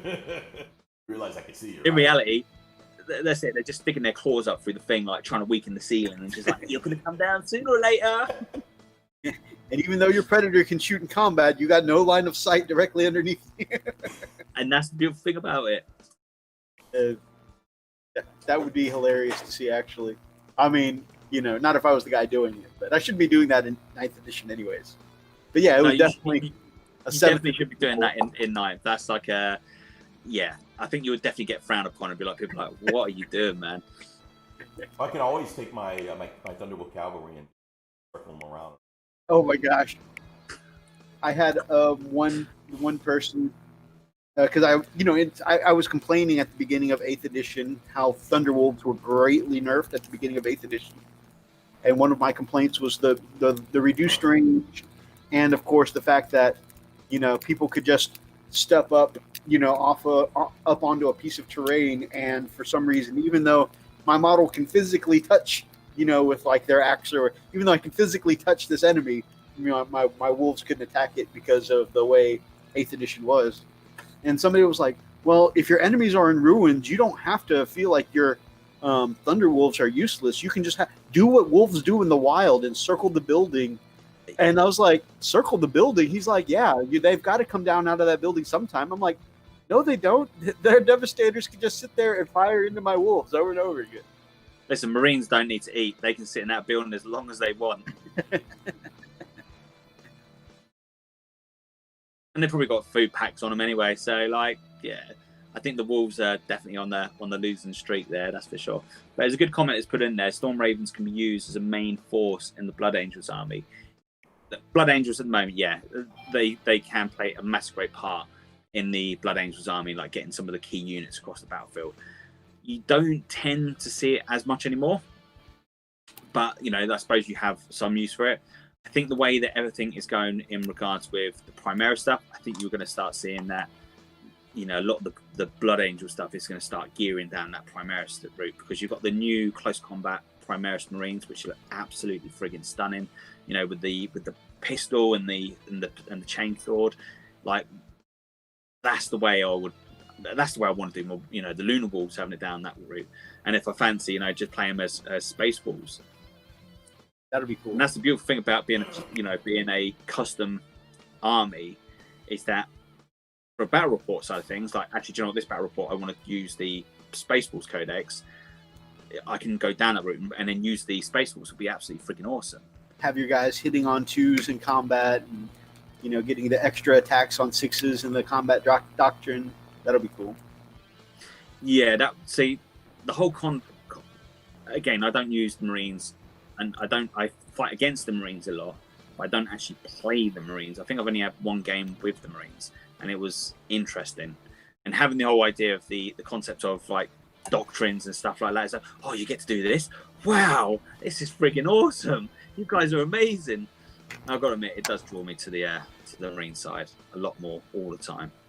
Speaking of Marines, I know your Ultramarines player seems to be holding on to the Mini Marines route. Do you think your Ultramarines player will incorporate any of the new models in? I suppose the question you've got to ask yourself is Sean going to get around and paint his Marines? That's fair. He's got to paint them first before he can play with them. that is absolutely. In fact, he's got to build his Marines before. Sean, if you're watching, you know exactly what I'm saying. That is also fair. I was painting, actually, I got 5 more boys done just during conference calls this week. But that Boss Knob and this Def Copter, I've really been hustling here at the last minute so I can play them in today's Battle with Freaking. We're not even recording it. I think it's just a change in the way we used to play, because it used to be nothing for me to say, hey, I have this new thing, I want to try out the rules. Huh? Maybe what you should do is live stream it. We're neither of us have even really cracked open the 9th edition rule book, and so we figure we'll stumble around. See, that's the better way then of live streaming it, because if you live stream it, I'm sure you've got some cool, awesome people in this group right now who watch you, and as you're playing it, you may come across something and think, how'd you do this? And I guarantee, someone in the chat will be like, yeah, this is how you played it, like this, and you do it like that. And it's a great, just chucking it out there. I think it'd be a great idea. It's funny that is the 4th request I think of people who have said that they'd love to see that. There you go. You see, people would love to see me get tased too. So yeah, I'm not quite sure I really agree with that.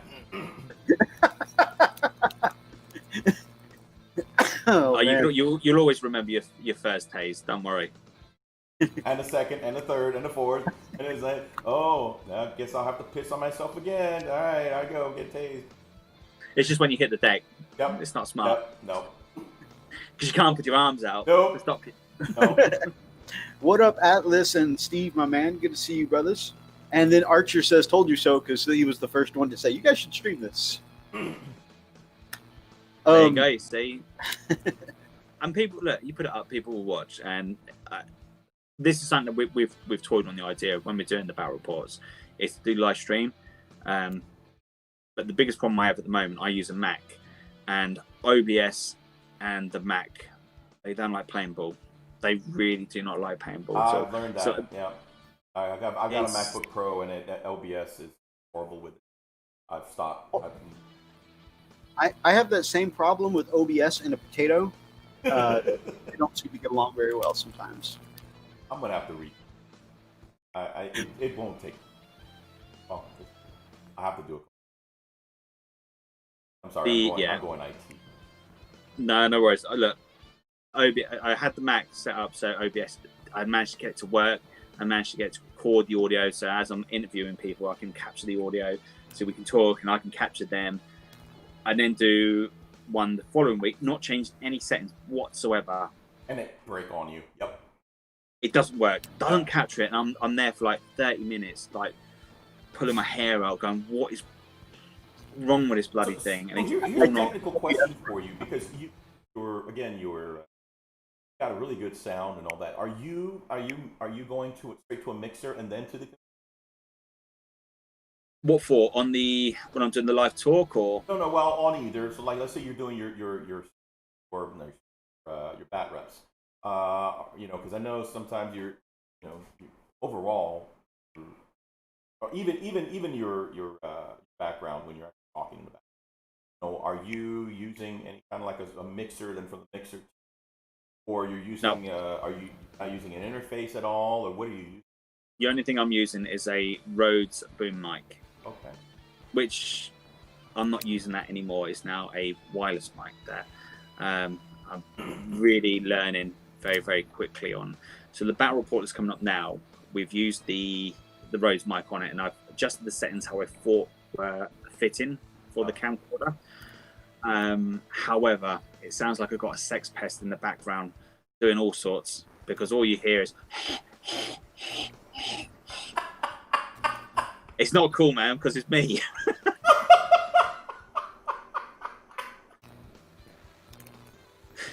And like, if it's freaking me out, I'm thinking, God, how are people going to treat this one? All they're going to hear is, shit, man, you're unfit. You need to go on Yep. It could be a boost in your channel. You never know. Like, some people might be like, I have no idea why. But yeah, I know, but it might just turned on whenever I want. I'm subliminally moved now. Listen, I'm going to do all the tricks I can possibly do to mask the bad, the breathing and that. And like even Franco, not Franco, Scribos, when I was playing it was like, I can hear him breathing as well. I'm like, Jesus Christ, we're definitely not in a great shape. It sounds like I'm losing my breath throwing dice. If you're losing your breath throwing dice, you got a problem. You need to get your fat ass out of the gym. You need to go do some running. I start breathing heavy, running, walking 10 feet.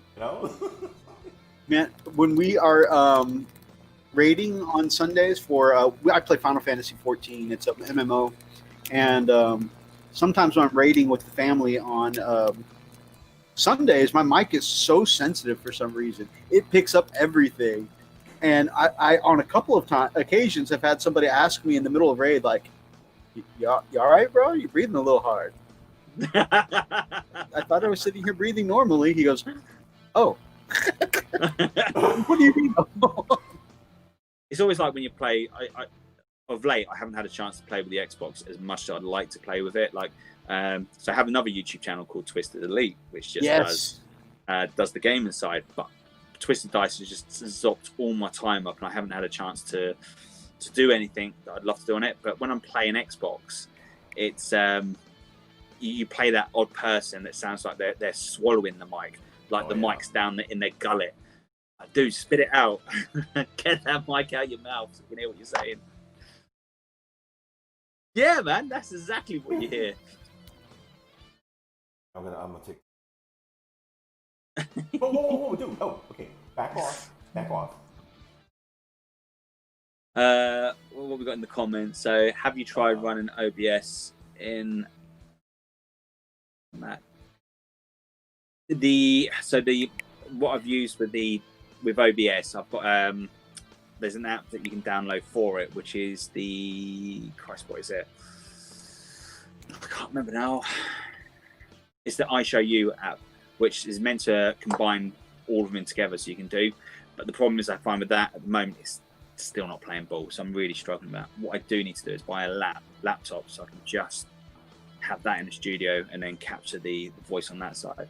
So until I can get that sorted out, at the moment we don't plan to do any like conversations like we're doing with you guys at the moment, or doing any like what I prefer to do is record it and then post it up, opposed to doing it live. So I can't even do any of that because it's just the sound quality is just not. I can't get the sound. That's the bottom line of it. I can record me, but just hearing me and not hearing my person I'm talking to is going to be a bit boring, right? Which is kind of a bit shame. It's a shame. Yeah, I know that feeling. Oh, there was 3 other comments down below, but it disappeared. Message deleted. Just trolls. Oh, really? Yeah. So, about that, with your experience going from this to Twisted Elite, actually, Freak and I are a little interested in that, because Freak and I kind of want to experiment with some Let's Plays and stuff like that in the future. What advice would you have for a couple of guys like us doing the, hobby YouTube, going over to do things like Let's Plays and stuff like that? Because I have to say, I love both of your channels. I love your Battle Report channel, but I also love your Twisted Elite. What I find with what we're doing at the moment is a niche market. So, we have a better opportunity to capture the audience than you do on the gaming side. What I find on the gaming side is people are more, oh man, like if I thought people were rude on battle reports, damn, you have not seen, read some of the comments on the walking guide I've done with the Resident Evil.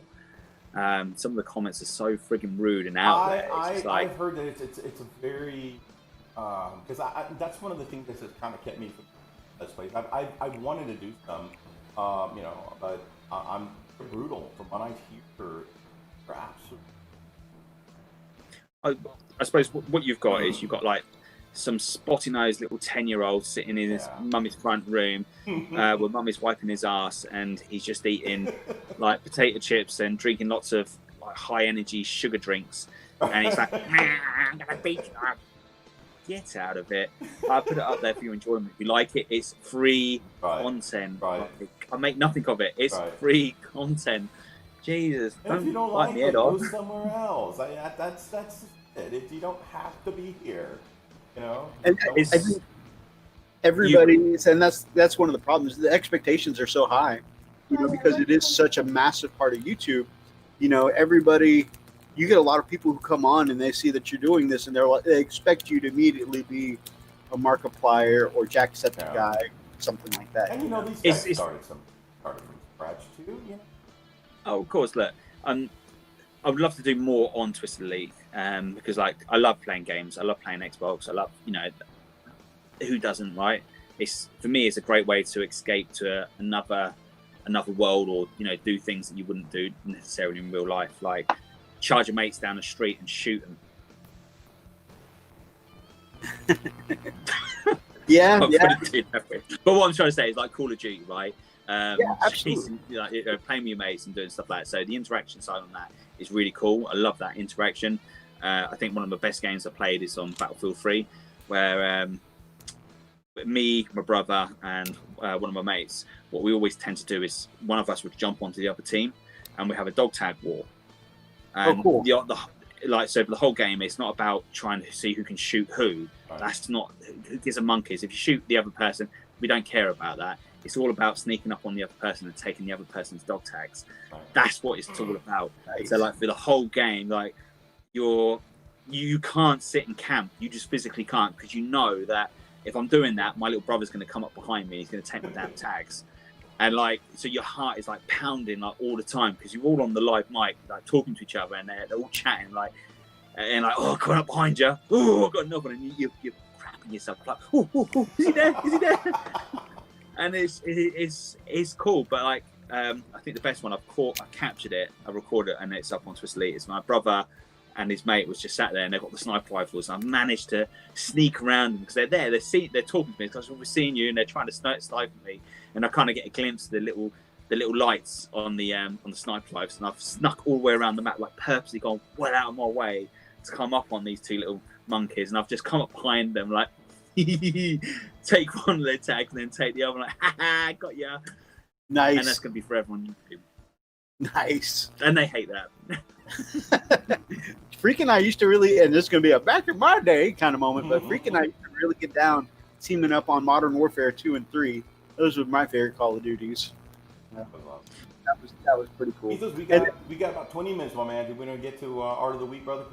Yeah. Let's look at some art. Do you mind if we start with Darren's art before we move over? Ready to go. You're beautiful, man. You're beautiful. Love it.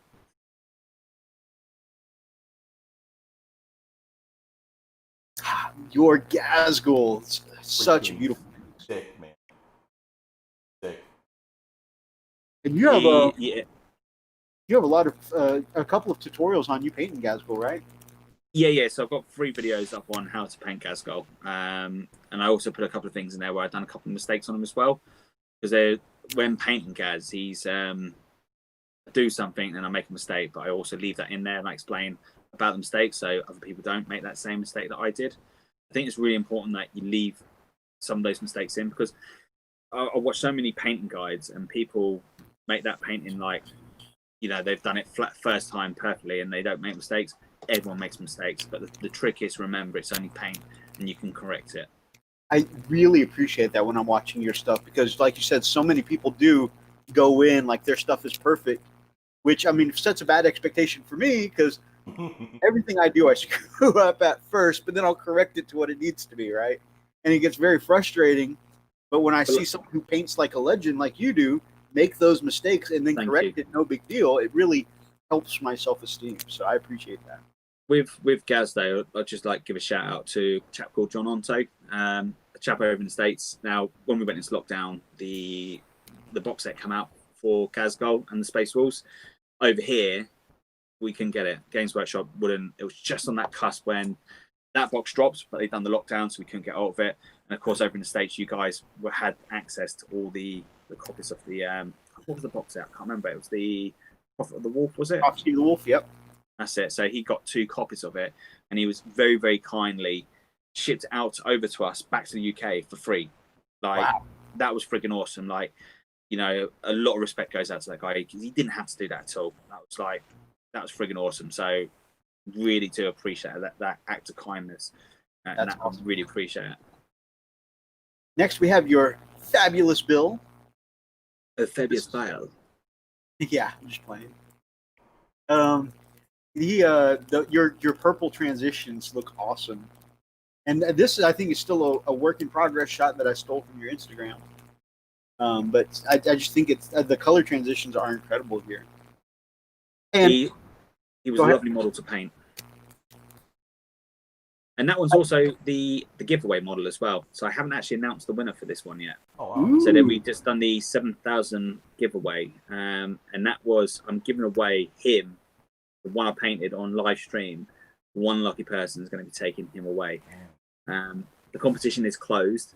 It was, there was a couple of rules in there. So the video is still up on there. But yeah, one lucky person over the next couple of days is going to be receiving him and his little acolyte as well. For free. That's awesome. For just being an awesome subscriber to Twisted Dice. God, I love your color transitions here. That purple and pink combination just rocks so well. And his face, he is Vigo. What I loved about that, on that side, was I've just done the fleshy type. Most of the flesh is done by airbrush. And then, you know, I think people write off the airbrush quite quickly. But you can do some really awesome blending with the airbrush, especially on flesh. That's the best part about the airbrush. I've done that. Cool... I've actually worked with both. You know, I on a smaller scale, of course, I'd have to do by hand. I've had actually arms, and I've actually worked with. Whitebird says, "Nice pimp, Daddy Bile," and thank you very much. Hobby Time with Heinrich Botha says your Gaz looks stunning. It does. And stunning in all caps. This weird boy, very cool, and I love the effects. By the way, are going to be.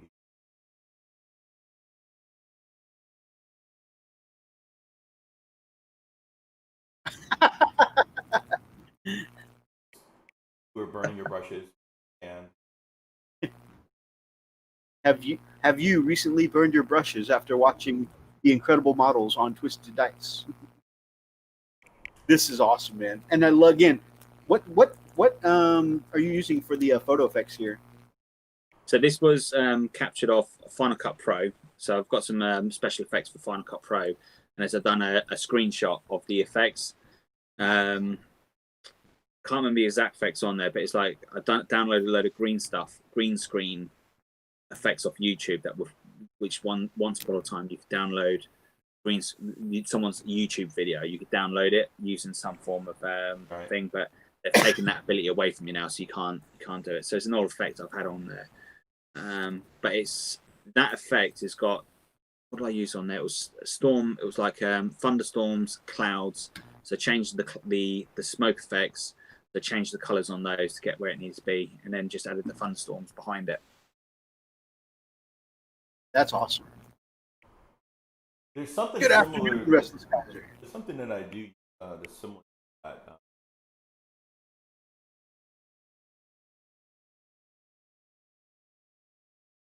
While you're looking it up, Bophonet, while you guys were talking about sound earlier, says you could try pre-mixing the sound on a mixing desk and feed that into OBS. It'll give you more control on the sound and add gates to stop the breathing noises. Right, and that's kind of okay. That's pretty cool. And that's why I have some.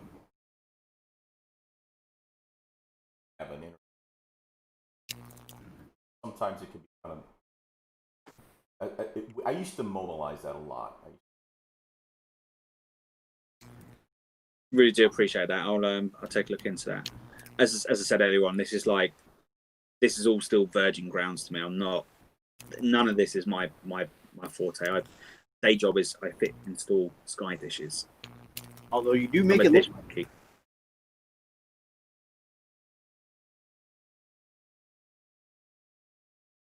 Hit Films. So yeah, Hit Films is a product that I. Hit Films.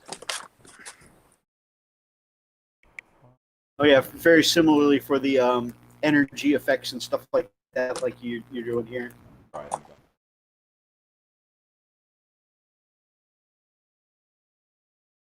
See, with the Weird Boy you got there, there's behind all that actually. So most of that model was already pre-painted by Ace, but when he dropped the model off to himself, I wasn't happy with the paint job. So then I made some alterations to it to make it stand out, make it pop. And all the smoke effects are changed all up, so you've got the transition from the white to the purple to the grey, and then to the dark purples and greys. So it's lovely model. Check out this celebrity guest advertising Twisted Dice's battle reports. I know it personally, yeah. Why, hello there. Bophonet says, give him a shout if you need help with the whole mixing desk thing, and Frost and Fist can pass the details on. Thank you. Much appreciated, man.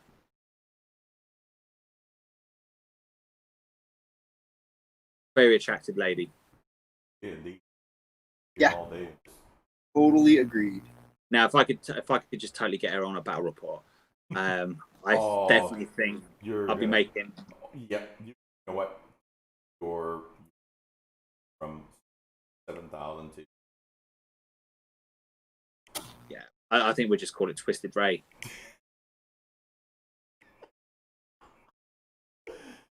No. But I think that'll be a totally different video altogether. Lovely person. And it'll only last 5 minutes. Wow. But no, you're right. You're right. I'm on board with this. Yeah. Well, I didn't say we should try to keep it family friendly. Oh no, this is us every week. Yeah.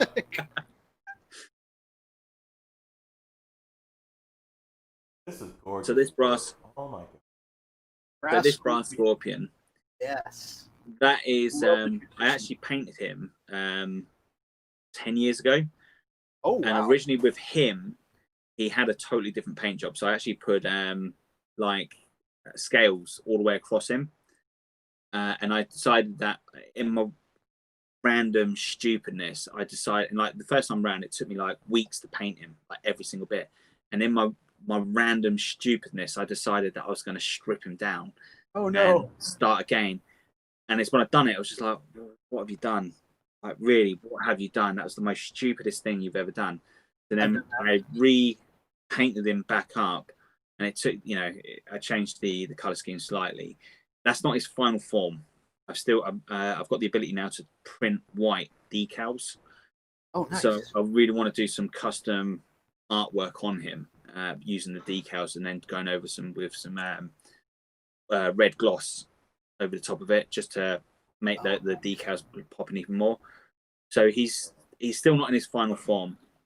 But yeah, but with him, when I stripped him, so like if you can see the cannon that's in its chest, that's actually, I had to convert it because the original one, when I stripped it down, snapped. And then like if you look on top of his head, it's set on the top part, the gun itself, I've had to change all that up as well, because the guns, it's, you know, when you put it in Dettle, it kind of goes a bit soft and limp, and yeah, it was very, very painful. But it turned out cool. It turned out really, really cool at the end. So I was quite happy with the way, you know, in the words of Dragon Ball Z, this isn't even my final form. And that's what I had exactly in my head. You just said it better. Yeah, he's a stunning, you know, it's definitely a stunning bit of kit. He's an awesome model. The rules, awesome. I just wish the rules were better for him. It looks amazing. Wasn't so many points. Is it? I guess for the size and cost, is it not as good as a knight? No, the knights would be you. Don't get wrong. That model can actually, if you can get it into combat, it can destroy. It really can kick some butt. The only problem is you've got to get him up into combat, and you tend to find he doesn't make it past turn one. If you go second, he's gone turn one. If you do manage to go for turn one, you can get all his shooting off, but most of the time you fail to get anywhere near for the charge. Turn two, he's normally gone. So he's just too many points, unfortunately. And I have been to tournaments where I've seen someone take 3 of them. Oh, wow. But they haven't really done that well with him. I love the battle damage on these. These are some models you use as your custom Hellbrutes, right? That's great, yeah. And these are like battle servitors or something like that, usually? Yeah, so these are a 30k model. They are such an awesome. These were such an awesome model, and I really loved them. And this is where I tried going down the whole non-metallic painting. Oh, that's crazy. I didn't even realize it for non-metallic at first. That's awesome. Yeah. The fact that my brain registered it as metallic. Yeah, exactly. I was gonna say, I tried the whole non-metallic challenge with. See the around where you got where you got around the actual around the gun chamber. That is metallic paint. I've cheated on that bit, but all the trims, the gold, where it doesn't look as sharp. That is my attempt at doing non-metallic painting. Still, I mean, that's fantastic. Looks metallic. Yeah, no, we tried to do challenge. Pretty much paints plus black. 3 colors plus black, and I want to use,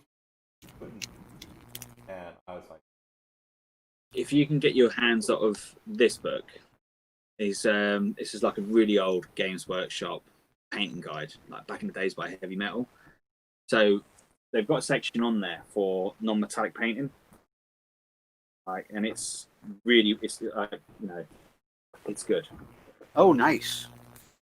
And it's a good way of taking you through on how to paint. But it's like a really old book, and it does sell for quite a bit of money on YouTube.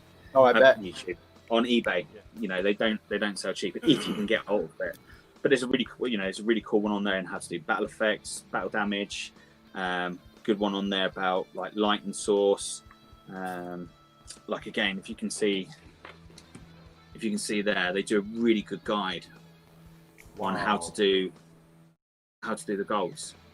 Wow. And if you play that into principle, some of their older books were absolutely fantastic. I'm surprised they actually come away from these books, because they were absolute gold. And I'm like a little magpie. And I know the feeling. Freak, you mind if we speed run through some of these community submissions real quick?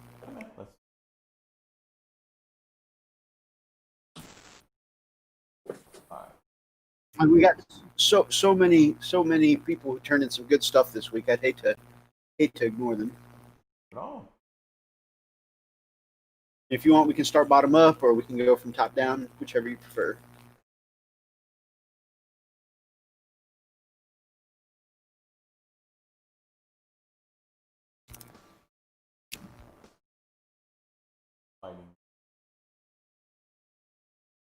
Where did it start? It starts. I'll back over to Messenger real quick. it starts with the blue Necrons from Grumpy Guy Gaming.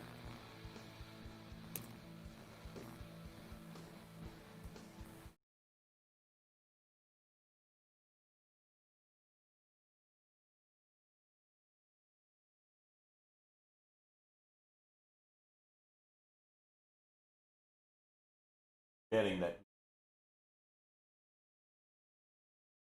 last.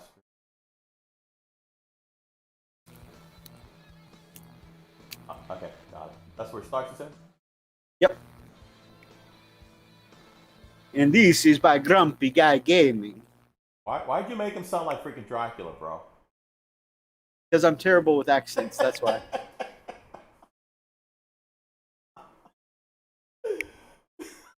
Hey.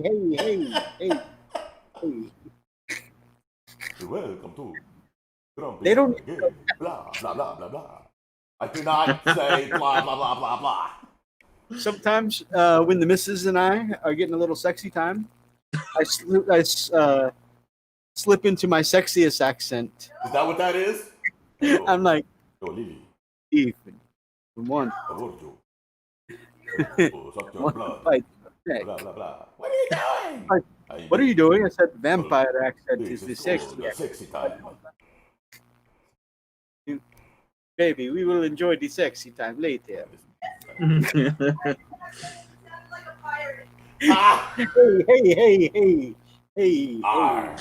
They don't do this. Sexy time tonight. Anyway, look at this amazing model by Grumpy.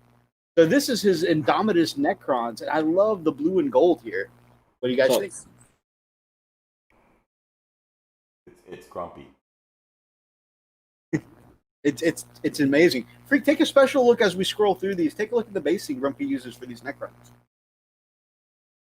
He said it's a special treat for you. As long as it's Tau, yeah. I don't. Yeah, just kind of scroll through them as we show them off to the chat.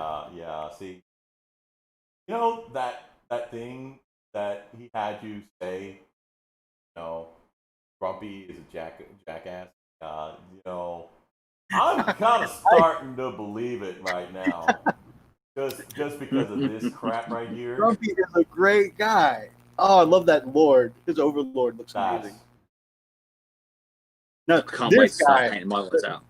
The Destroyer Lord hovering over. What is that model underneath him? Anyways, he's hovering over a dead body.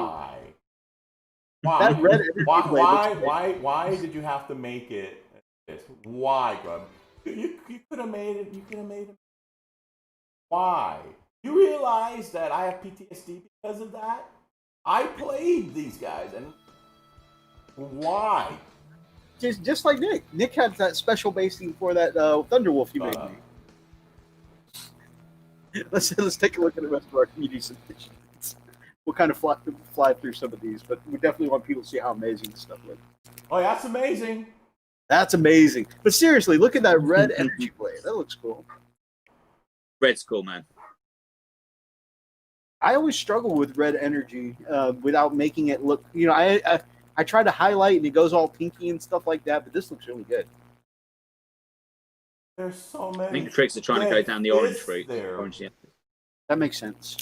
So many dead fists. That's not necessary. It really adds that pop of yellow really adds to the offsets the blue though. Brings out their eyes.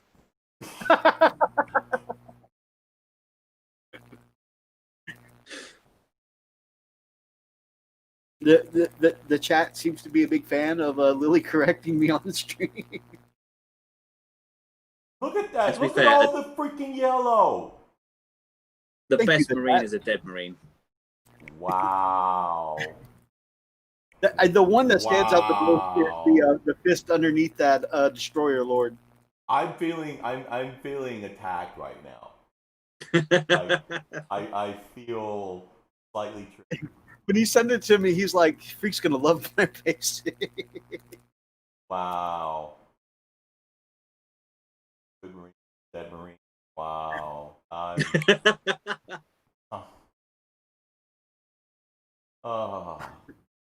Yeah. Unfortunately, there's a lot of truth This does happen. Back in the days when I used to play Chaos Space Marines, when I used to go to my local gaming store, I used to buy a box of Marines or a box of Tau or Elder or whatever I used to play. Whoever my Chaos Lord killed, I would take their heads, paint their head for their chapter or their army, and I would stick it on his shoulder pad or on his base. We had a friend named Zai who would do that once in a while. If somebody had a hero moment, he would cut up bits and, put it as a trophy for your character at the store. It was pretty cool. It's good, man. It adds to the banter, to the... it does. To the gameplay. This Hellboy is also from Grumpy Guy Gaming. You see Vampire Game. There you go. Grumpy Bucket. I stop that. Never do that again with us. But this is he's got a tutorial on this. Very cool. Very cool. Do the pirate, Arr! And these are some work in progress Blood Angels he's working on. So we'll probably see that coming up on these channels. Beautiful.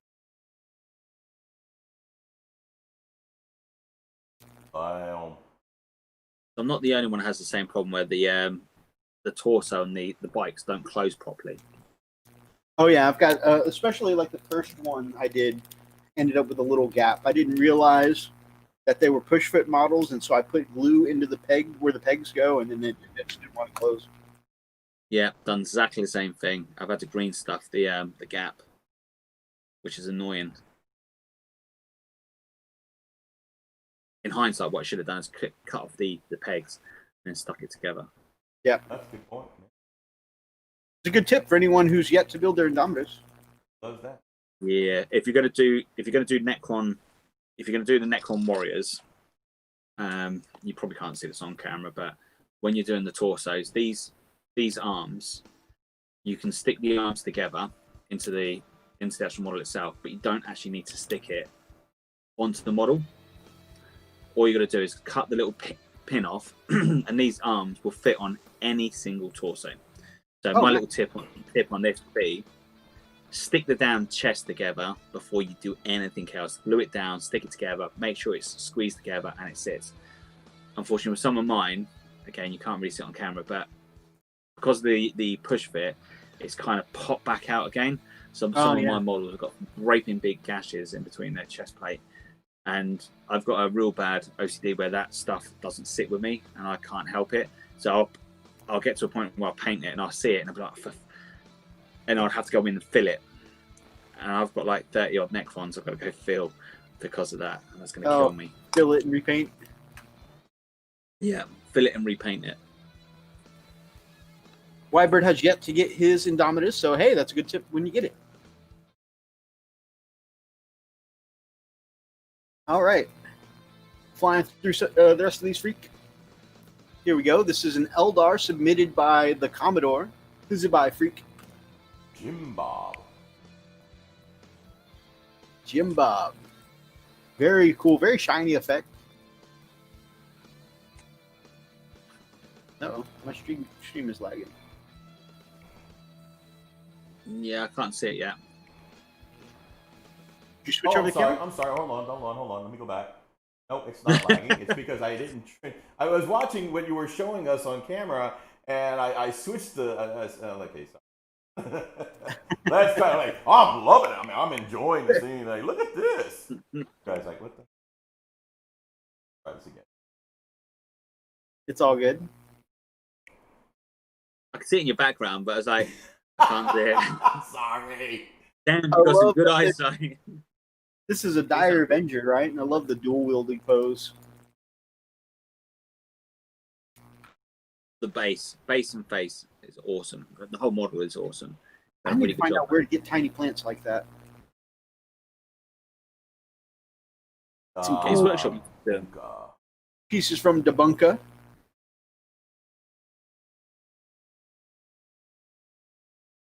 Probably.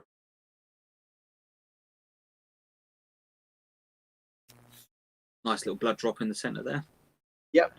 On quite nicely. Is Blood Angel's chaplain from Indomitus.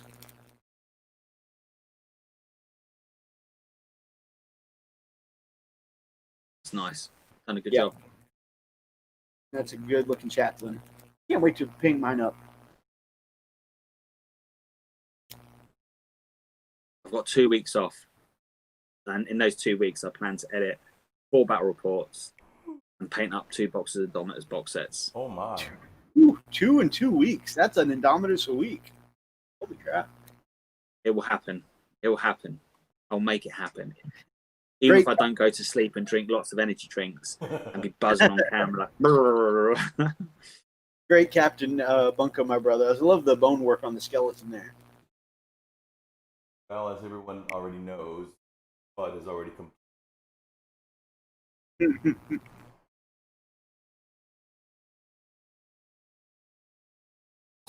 That's gorgeous.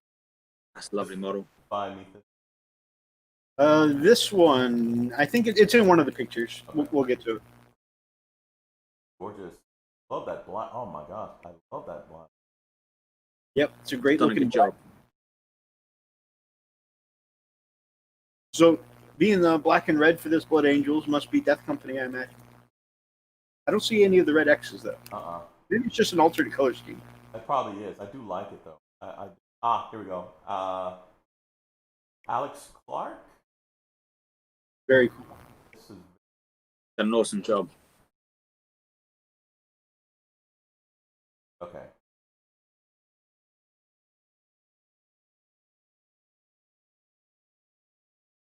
I love neon paint jobs like this. I don't think I could pull off a neon paint job. Man, I need to find those paints. This is Deus Mechanicus hobby. Green Stuff will do them. Yeah. Yeah, Green Stuff do a good range of them. Because there's some things I had my librarian. Because he's standing on a roof.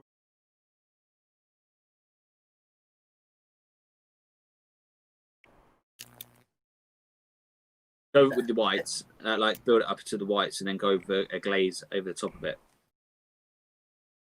And that is that was a Kilocan, right? I think those are Kilocans. Very cool. Oh man, all 3 of them in neon just look great together. It definitely feels like a cyberpunk kind of feel, you know? Freaking awesome. Alternate schemes like this just absolutely incredible. It's different. I love the imagination that people have when creating their armies. I love checking out their cans. Okay. This is a scratch-built Demon Prince from the Pale Orc. Mm-hmm. It is so... It is so zerdling. It is such a zerd. That is such a freaking zerdling. Y'all play anybody? Let's have a look at the face, man. Have a look at the face. The seventh face. I'm just trying to work out what the torso is.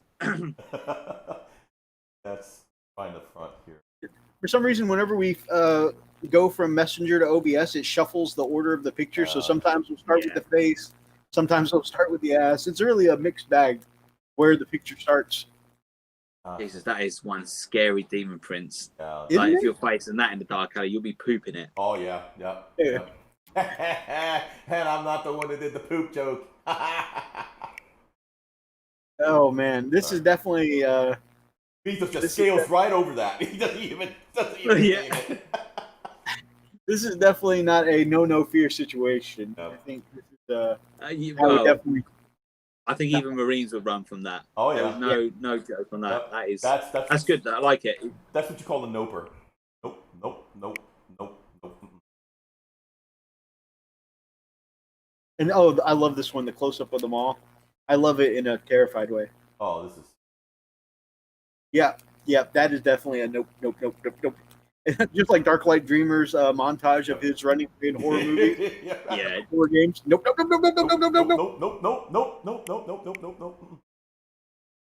As the monster almost gets him, he just drops faces completely. Any demon conversions I love. You get to see like people's imagination. Yeah, you know, some channel that has had on a whole lot of really custom demon conversions for a while. I think they're out now, but Modeling for Advantage, when they were doing their weekly hobby updates, they did a conversion. They do a conversion corner at the end of them, and for the longest time, it was Clueless Mike's a whole range of custom kit bash and custom made demon princes that he had, and they were just really cool. All of them very, very neat looking. See, obviously I run a tournament, and when running tournaments, it's cool to see some really cool conversions. But what I don't like to see is when people mod to an advantage. Oh yeah. So like the good example was someone built a defiler, a custom built defiler. Now this defiler can either be really, really small, like hitting to the ground, or it can be really, really tall to peer his legs over the building, so we can then get line of sight. And right. I thought that was a bit on the knuckle, right? Yep. How can that be fair if your demon prince is like all crouched down in turn one, and then turn two, all of a sudden he's up against the building doing this, like doing the Mexican wave, like, wee, I can see you now, so I can shoot you. No. Yeah. Yeah. Did you get a submission from Thomas? From Tomas? Wyber said he was going to send me one, but I don't remember seeing a submission from Wyber. It's too late to make it this time, but there's a way that we can get that one in. I didn't get a notification for it. Let me throw it at you real quick. Like that. It says he sent it to Discord. Yeah, the only thing is I don't get a notification when personal messages come through Discord. But yeah, I'm willing. I mean, we already passed, but I would. I love. This is one of my favorite.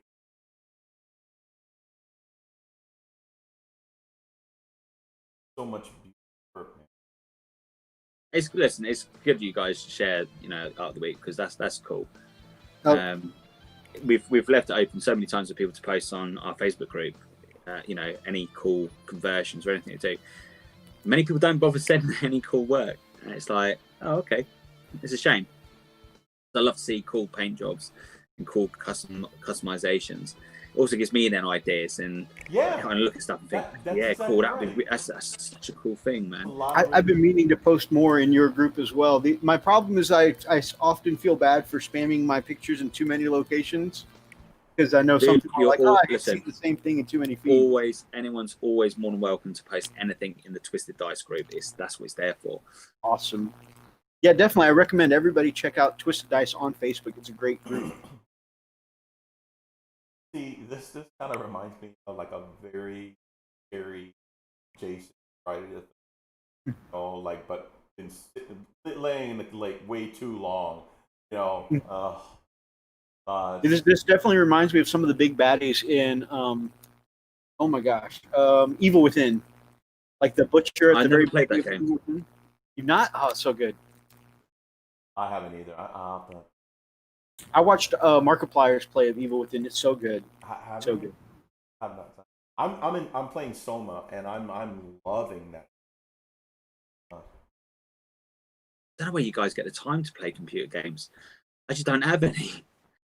I would love, like, Call of Duty at the moment. All the boys are on playing that at the moment, and I'd love to get a couple of games in, just so I can go run around and like try to take. Well, you can't take dog tags on Battlefield on Call of Duty, but it's still back to just going around, just sneaking up on someone and stabbing him, and then just like you got that action where you can actually get your time right. You can get it, so you can do that cool action where you can set the dog on them.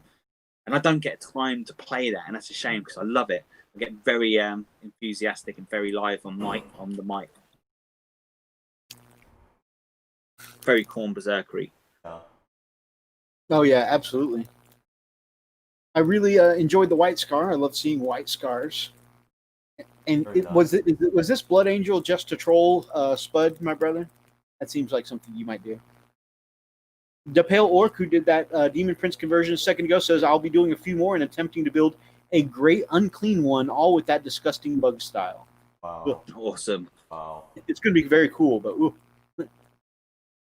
Here's the thing, and this is what I really about our art. Everybody is at a different level. I love seeing styles. I love this. great job on the skin. Have you ever seen Toby Lillard's his what are they called? Custodes. I don't think I have. Check him out. He's good. Like I've met him quite a few times up at Warhammer World. He's over at what's this one over in Gibraltar?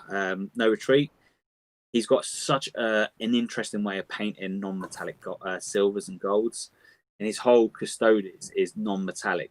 Holy crap! And when you look at it from far, you've got to look at the models. Like if you come up close to it, it's like, oh, okay, I see how you've done it. But as you're walking past those models, it's like, oh, damn, that it's like he's such a talented painter, and the way he paints it, he's done a really, really awesome job. And I said, like, if you haven't already, go check his artwork out, because he really does have such an awesome way of painting, and it's so cool. Very cool, very cool. Wybird, man, I really love the rusted blade effect on that. That was that an ogre model? That big guy, his machete, nice rusted blade effect. Oh man, I love that because it's. If you get a chance, Darren, my man, would you mind linking me that Custodes guy? I would love to see that non-metallic work sometime. Yeah, man, I will. I mean, you don't have to right this second, but it would be cool to see it sometime. No. By the way, guys, I mean, you guys in the chat, anytime you want to, while we're doing up there, and try to showcase it as well. So that's why the Wybird said, hey, doesn't matter. We'll try to throw on in there. Try to celebrate one's artwork. You'll probably have to let us know in the chat, because we don't often check our social media while we're on stream. We actually have to shut down our social media, all of our alerts, because it'll start coming through. Yeah, it's bad. So. Well, that is Art of the Week, guys. We had on an amazing guest today. Darren, you got any closing thoughts, my brother? Yeah. Just remember, grots are for life, not just for an eighth. Grots for life. PSA now. Hold on. I need to find a sad music. There we go. You've got to watch his whole video on it. Okay. The whole PSA for that is fantastic. All right, go ahead, do it. What for? Oh, well. He did the sad music for your PSA. The grots, man. Oh, right. Through 8th, listen guys, through 8th, grots have been the backbone for many orc armies. They have been the ones that have saved your many hordes in the field. I'm losing it. We're good. Come on, I'm feeling it, bro. Grots have been the ones, the backbones of many armies. They have been the ones that have fed your CP farms. They have been the ones that have saved your looters. They have been the ones that have helped take your objectives and buff out your armies. Now, 9th, many grots are going to be going without a home. They're going to be going out with many clans because of the up-point cost in points. Remember, orcs do need grots, and grots do need a home. Thank you. I had to mute my camera. It's hard not to laugh. Not laugh. Oh man, that was absolutely beautiful, man. Absolutely. Oh, I was like, I'm gonna break right on camera here. I'm gonna make him lose it. I'm gonna have to mute my camera. Freak, any closing thoughts from you, my brother? I'm so glad that Darren finally came out of his skin, because he was just too serious in the very beginning. And I'm like, okay, dude, does he realize, again, I don't even know why, but thank you so much, Darren, for coming to. I really enjoyed it. I'm glad you got to loosen up, I'm glad that you got to realize, like, this is us. All the freaking time, me and I, when we're talking, I'm talking on my drive home from work, and we're just kind of We're these dorks on screen and off screen. Yeah. There's no end to the stupidity, you know. And of course, my mouth, well, kind of. But man, I am so glad that you took the time to come and grace us with your presence, man. I really enjoyed having you.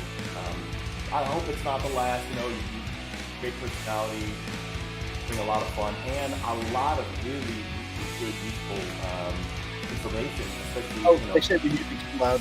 Sorry, guys. Sorry there. Bring a lot of really good, useful information.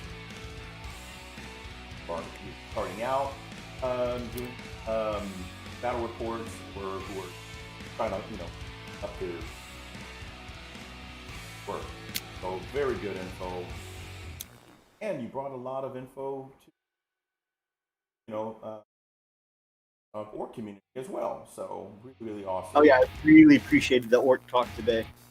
Those new orc players, it really has been awesomely helpful.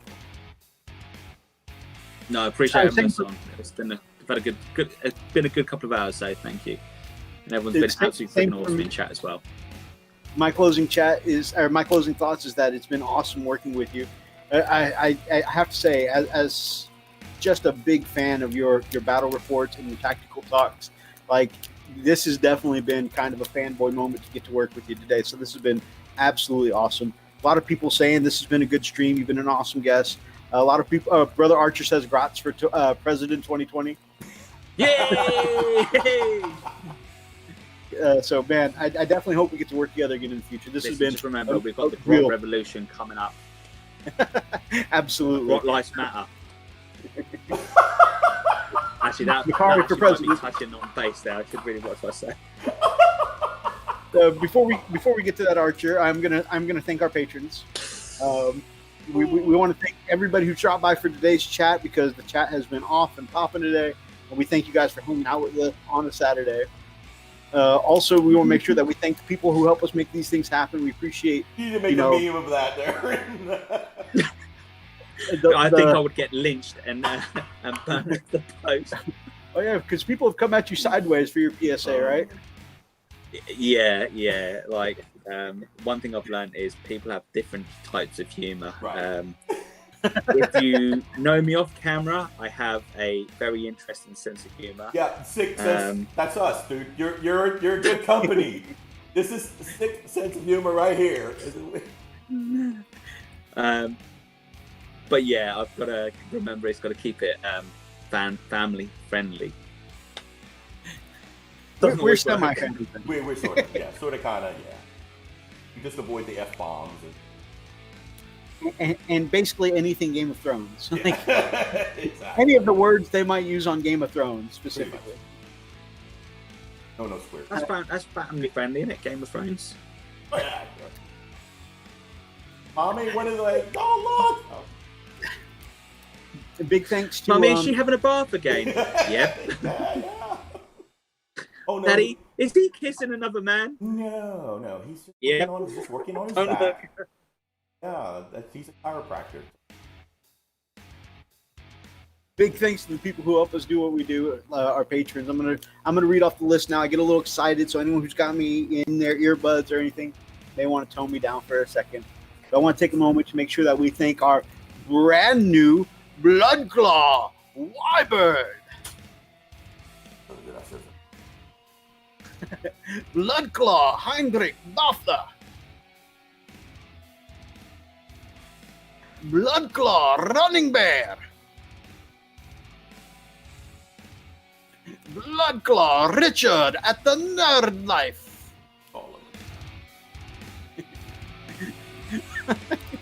Bloodclaw Big Mac Danskull. Bloodclaw Brian the Mini Warmutt. Big D at the Gamecraft Dragon. Got a big D. Bloodclaw Chief Live Gaming. Bloodclaw Inquisitor Zane. Bloodclaw Zack the Crimson Painter. Grey Hunter Brother Roxas. Grey Hunter Kaiju Shorts. Australian Hasu. Wolf God Kalo. Wow. Wolf God Commodore.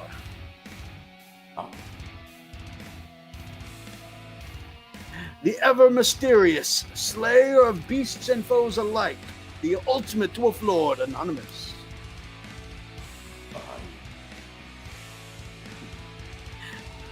The terror that makes the entire Eye of Terror flee in terror. So much terror. The ultimate Wolf Lord Meeks. And finally, the Smash Captain, our man who carries the banhammer in the chat. Busy. The ultimate Wolf Lord Archer. Thank you guys so much for all your support all the time. It always goes into us making the channel a little bit better when we can. And is that the best guy you could get? Slow news this week. You got some ace face trolling in the chat. Wow. As an Uber Listen, troll right don't worry there. about sausage fingers. Oh, man. All right. And Thank of you course, guys if you're so watching this content back, if you like the content that these boys are pushing out, don't forget to hit that like and subscribe. Let's try get this channel up to 1,000 subs. So if you're liking this content, please make sure that you're sharing this content out to all your friends and family. Make sure that everyone knows the dog, the cat, the goldfish. Christ, go get little Jane down the road and make her watch this channel. Seriously, just go drag her in and just say, listen, you need to be checking this shit out right now. Like, just watch. They're funny as fuck. Cool. Thank you so much, my brother. We Sorry. really appreciate it. Just don't use violence. No, that's just saying, you know. Look at this. That- Look. You need to watch it right now. Oh, man. What you need to do, you need to like appreciate take them to the chair, sewing that eyelids open, like you will watch this. You will love it. That's exactly That's what what we Bane got said. to. Use duct tape to make them act as viewers. They Oh, can help man. with that. I think they.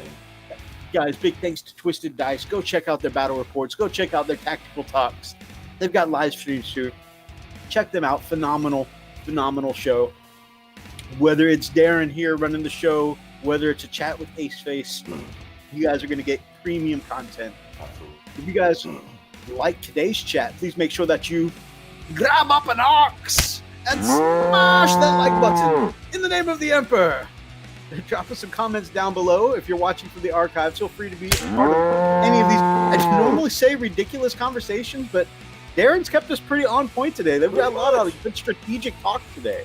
So feel free to be part of any of those great conversations. And, of course, if you guys are not yet subscribed to either Twisted Dice or this channel, then we would love to have you guys part of the pack, part of our hobby community, part of our hobby family here at the Frost and Fists. Until next time, guys. Stay frosty. Nick would say, beat me up.